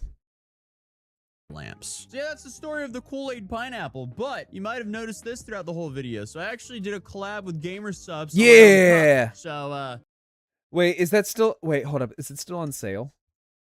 Is that still on sale? Hold up. Is that still on sale? I would totally get it. Don't get me wrong, I like waifu cups. I like a good waifu cup, right? I 100% do. But like I like it when there's something other than like anime titties. You know what I'm saying? Like this is nice. I wouldn't mind this. I don't know. This I wouldn't mind. Like it's something new. It's something different.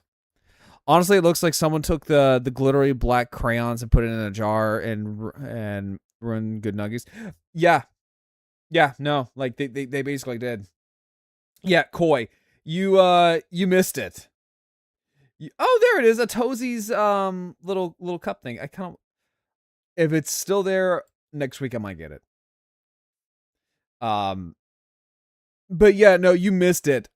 So he's talking about this TikTok trend where it's what it is essentially is that it is pineapple spears just pickled in Kool-Aid and 300 milligrams of sugar. The equivalent of 36 Krispy Kreme glazed donuts or 6 Coke, like cans of Coke. That is crazy. Enjoy the occasional butt cup, but I am also a fan of glasses with nerd shit on them. No, I am too. And like I'm looking at over to my bed where I keep all of like my gamer, like my waifu cups and stuff like that. No, I like my anime tits. I like my anime thighs. I like my anime butts. But I would like something that's, you know, not that every once in a while. You know, something that's just, you know, fun like this. I mean, yeah, the next couple of cups I see are like husbandos, which is nice because I don't think we really have, you know, that kind of representation on a waifu cup. But no, it's just nice to see like something besides that. Like it's just nice. Although that snake charmer cup. Oh, it comes with a snake plushie. Oh, okay. Also, I would try those pineapples. No, Koi, trust me, you don't want to. You don't want to. See if I could find like a good video of it. Did you see the RC metal cup? No, I did not. Yeah, that's good, ain't it? I mean, just look at these. Yeah, look at that. Look at that. You don't want to eat this. This is a legitimate health hazard that has been sending people to the hospital. Because what it is that they're going into what is essentially a anaphylactic shock, basically a diabetic shock. That is disgusting. Specifically a vanilla honeydew melon flavor. Wait, Flavor because we're on the web. No, me and my friend Gloom, we went all in on this design. We wanted to make the coolest shaker cup on the website, and I think we might have pulled it off. I think so. You can get it for a limited time only because we're only running this for a couple weeks. And this is actually the step before me getting a flavor. So, yeah. If enough of you guys do buy these, I actually get my own flavor one day because that'd be really cool. Yeah, I would love to see a Tozy flavor. Lane melon flavor, which will be a melon-like flavor. Specifically a vanilla honeydew melon flavor. That's the goal. That's what I want to see. Ooh, no that would energy actually be drink not has bad. had that flavor that I it. know of, and in my head, I just picture it being a very good flavor for both the powdered stuff and the physical energy drink cans. That But would I be think really this tier nice. Step I'm is not like gonna first lie. you got to get a powder. If That'd the actually be powder pretty does good. well, then you get a can. I think that's how it works. I don't know. I'll ask the GamerSub guys about it. But regardless, thank you guys for watching. Subscribe if you're new. Drop a like if you enjoyed the video, and I'll see you guys in the next video. Peace. Yeah, give Atozy a follow. Like this, like I always love watching Atozy's videos. He covers, so he also covers like some other stuff as well. Like he covered the, obviously he covered the Johnny Somali case. And he's covered a couple of other content creator, centered, stuff as well. I would slam down for green tea with brown sugar flavor. Oh yeah, no, same here. No, that would be really, really nice. Honestly, that kind of gives me an idea of like, that actually kind of gives me an idea of like what kind of flavor I would like. Because like I originally wanted to go with like a sangria flavor, but now that you put that idea in my head, because I've been switching over from like,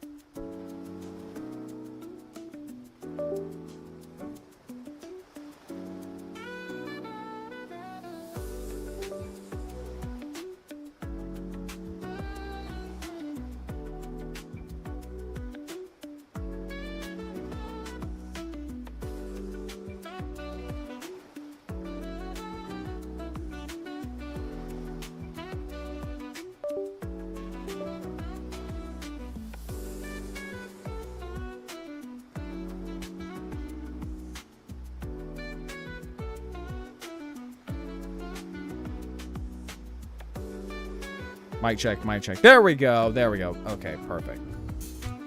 What was I saying? But yeah, no, like, so I've been kind of like switching over from like, yeah, no, like send it my way.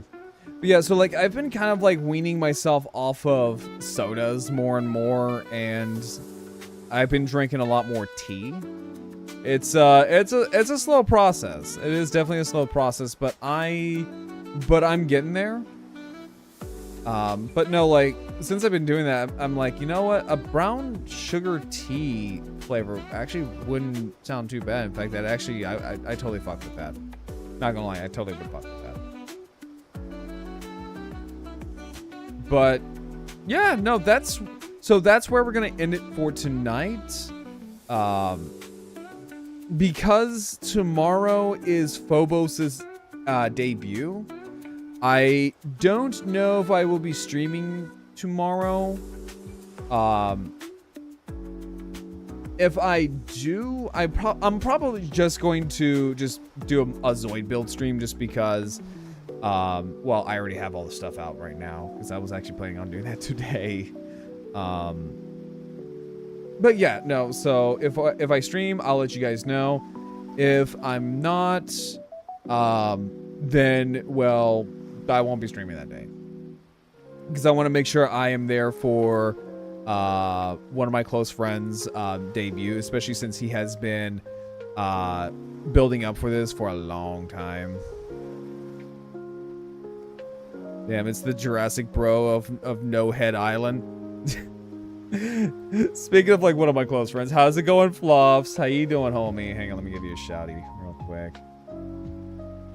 Yeah, how you like this though? This is the long-awaited like summer thing I wanted to do since last year. I had to go and redo the background just a little bit, and I had to redo the outfit a little bit. So, no, how you like it, homie? Personally, I love this. How's it going, my dude? Looking coming out like classic Goku drip. Yeah, no. So hang on. So let me give you a rundown real quick. So funny enough is that this is all based on Akami, because she was the one that did this. She is the one who came up with this name. So I'm like, okay, you know what? Bets. So I decided to go ahead and just turn it into an outfit. I would buy that jacket, no joke. It does actually look really cool, I'm not gonna lie. If I ever come out with like merch, I would love to make merch of this jacket. And it does have like some cool little dinosaur stuff on it as well. So we have like little like dinosaur tracks on here, which is really cool. So originally I wanted to do like a hood up kind of toggle and have like a little dinosaur head on it, but that kind of got lost in detail, and it just never really made it out of like the thought process. So, but no, like, and also Fluffs, if you see over here, wait, hold up. I stole your hat, motherfucker. I stole your fucking hat. I stole your other hat. You know that nice fancy hat that you got on Treasure Island? Yeah, no, I fucking stole that one. Come and get it.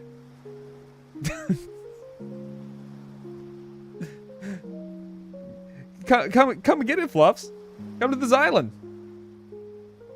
It's just sitting there. Twinkosaurus Rex, break off a piece of that Twix. She's the one who called me the Twinkosaurus Rex. So I'm like, okay, cool. All right, bet. Yeah, Fluffs. You want to break a piece off of this? You want to break off a piece of this? All right, cool. Wait, hold up. I can't. Fuck you, girl. Yeah, come and fucking take it. Come and fucking take it. Wait, hold up. Wait. Ah! Oh god, what the fuck? I didn't know I could do this. I didn't know I could. Oh my god, this is kind of funny. Oh my god, what the fuck? That's kind of funny. I'm not gonna lie, that kind of fucks. I kind of fuck with this. This kind of slaps a little bit. This is just like the casual, like, I'm too tired to put on the actual streaming outfit. So I'm just gonna wear yesterday's shirt.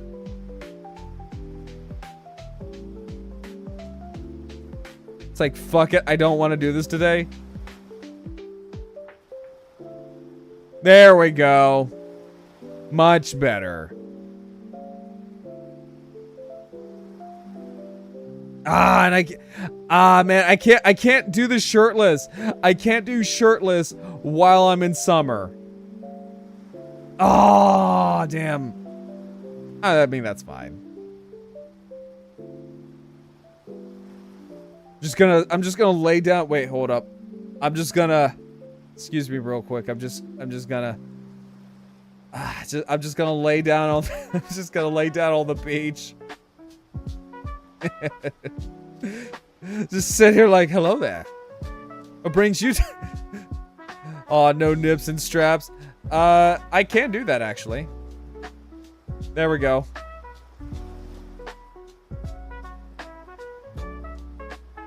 I mean, I could do that. I actually can do the nips and straps.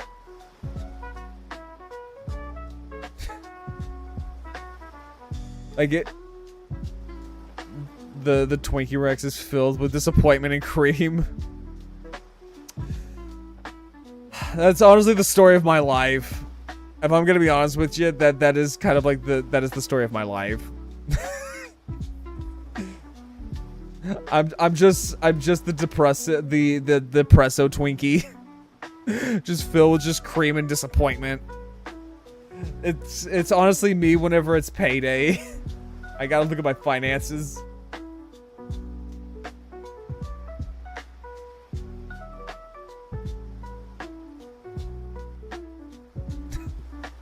No, that's me whenever I look at my paycheck. I'm like, oh boy, how much do I get? Oh wow, this looks great. What are my bills looking like? Oh, never mind. No fun today. Or the next 5 months. No fun. Which honestly though, speaking of which, I'm almost done with like all my fucking Affirm loans. I'm so happy about that. Like, Christ. I have been chopping down Affirm loans like a motherfucker this entire year. I'm so happy. I'm like nearly done. And you know, word of advice. Don't take out a bunch of Affirm loans when you have seasonal depression. Don't do that. Because you don't want to be like me. Because I did that during last year. You don't want to know how much I had racked up. But, I'm almost done. I paid off my PC upgrades from last year, then got a Switch too. Okay, honestly, I'm probably gonna sell my Switch tomorrow. I'm probably gonna sell my Switch. Because, so, here's the thing, right? Here's the thing. Is that I don't use my Switch. I haven't touched my Switch in a very long time. Hell, I gave my capture card for my Switch to Celine, Pegasus Witch, because she needed a capture card. Now I'm like, here you go. Here's a capture card for you. Just in time for Star Fox and Ocarina of Time. Yeah, so I'm probably just going to get rid of my Switch. But yeah, no, I saw that Celine needed a capture card. I'm like, here you go. Here's a capture card for you. Free of charge. So, yeah, no, I'm just gonna get rid of my Switch. I never use it. I don't touch it. Everyone's playing on their Switch too, so there's really like no need for a Switch anymore. Which kind of sucks. Because I got it while I was in, you know, basic army training. Right? I got it while I was in army training. And I was like, oh man, I can't wait to actually play my Switch whenever I get out. It's going to be great. Yeah, I probably played for maybe about 20 minutes. And then whenever someone wants to do Mario Party or Mario Kart. The only time I would ever touch the damn thing. So, I'm going to take it to either this little local collector store to see how much I would get from it, for it. If not, then I'll just go to GameStop. I'm gonna be honest, I'm just gonna go to either that or GameStop. And get something out of it. Anything. Which isn't much because apparently Switches don't go for that much.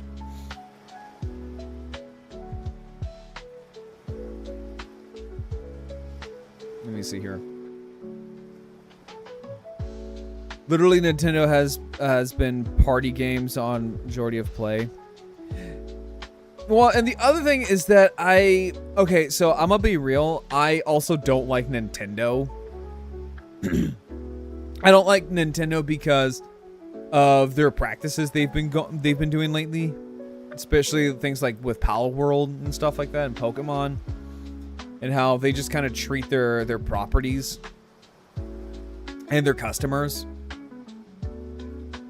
So I'm just like, yeah, no, fuck Nintendo. Let's see, I traded my old for the Switch too.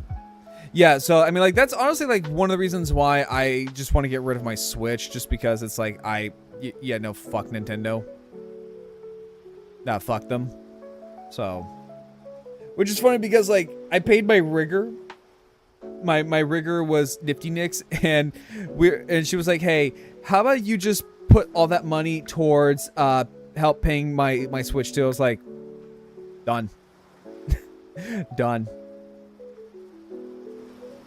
But yeah, so that is where we are gonna end it here, boys and girls. Like I said, tomorrow I don't know if I will be streaming just because it's going to be Phobos's debut. I want to be there for one of my friends for his little debut stream.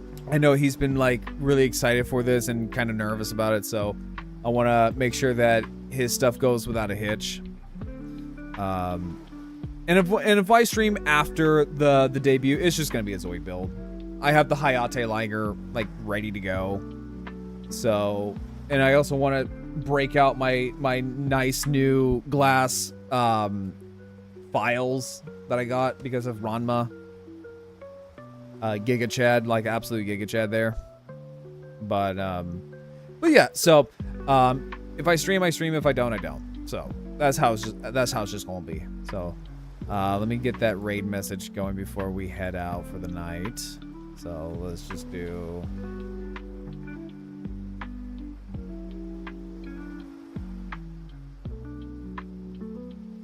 And then let me go ahead and copy that.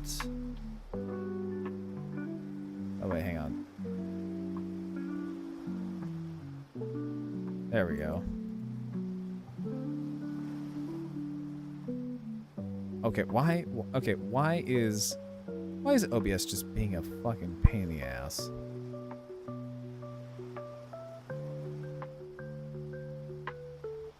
Alright, you know what, hang on.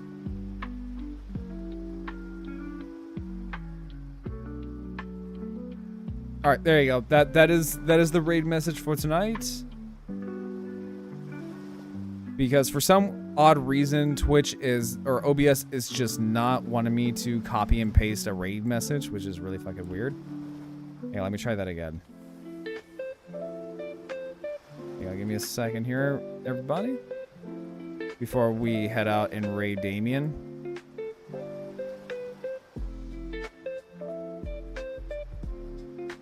Okay, fuck it.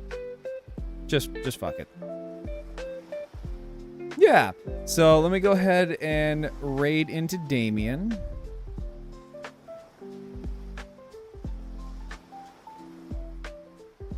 So, until then, everyone, thank you all so much for coming by to my little debut stream. Yeah, no, like, big hugs for you too, Koi. But yeah, I'll see you tomorrow if I'm gonna stream. But until then, everyone, I'll catch you all later, and let's go say hi to Damien.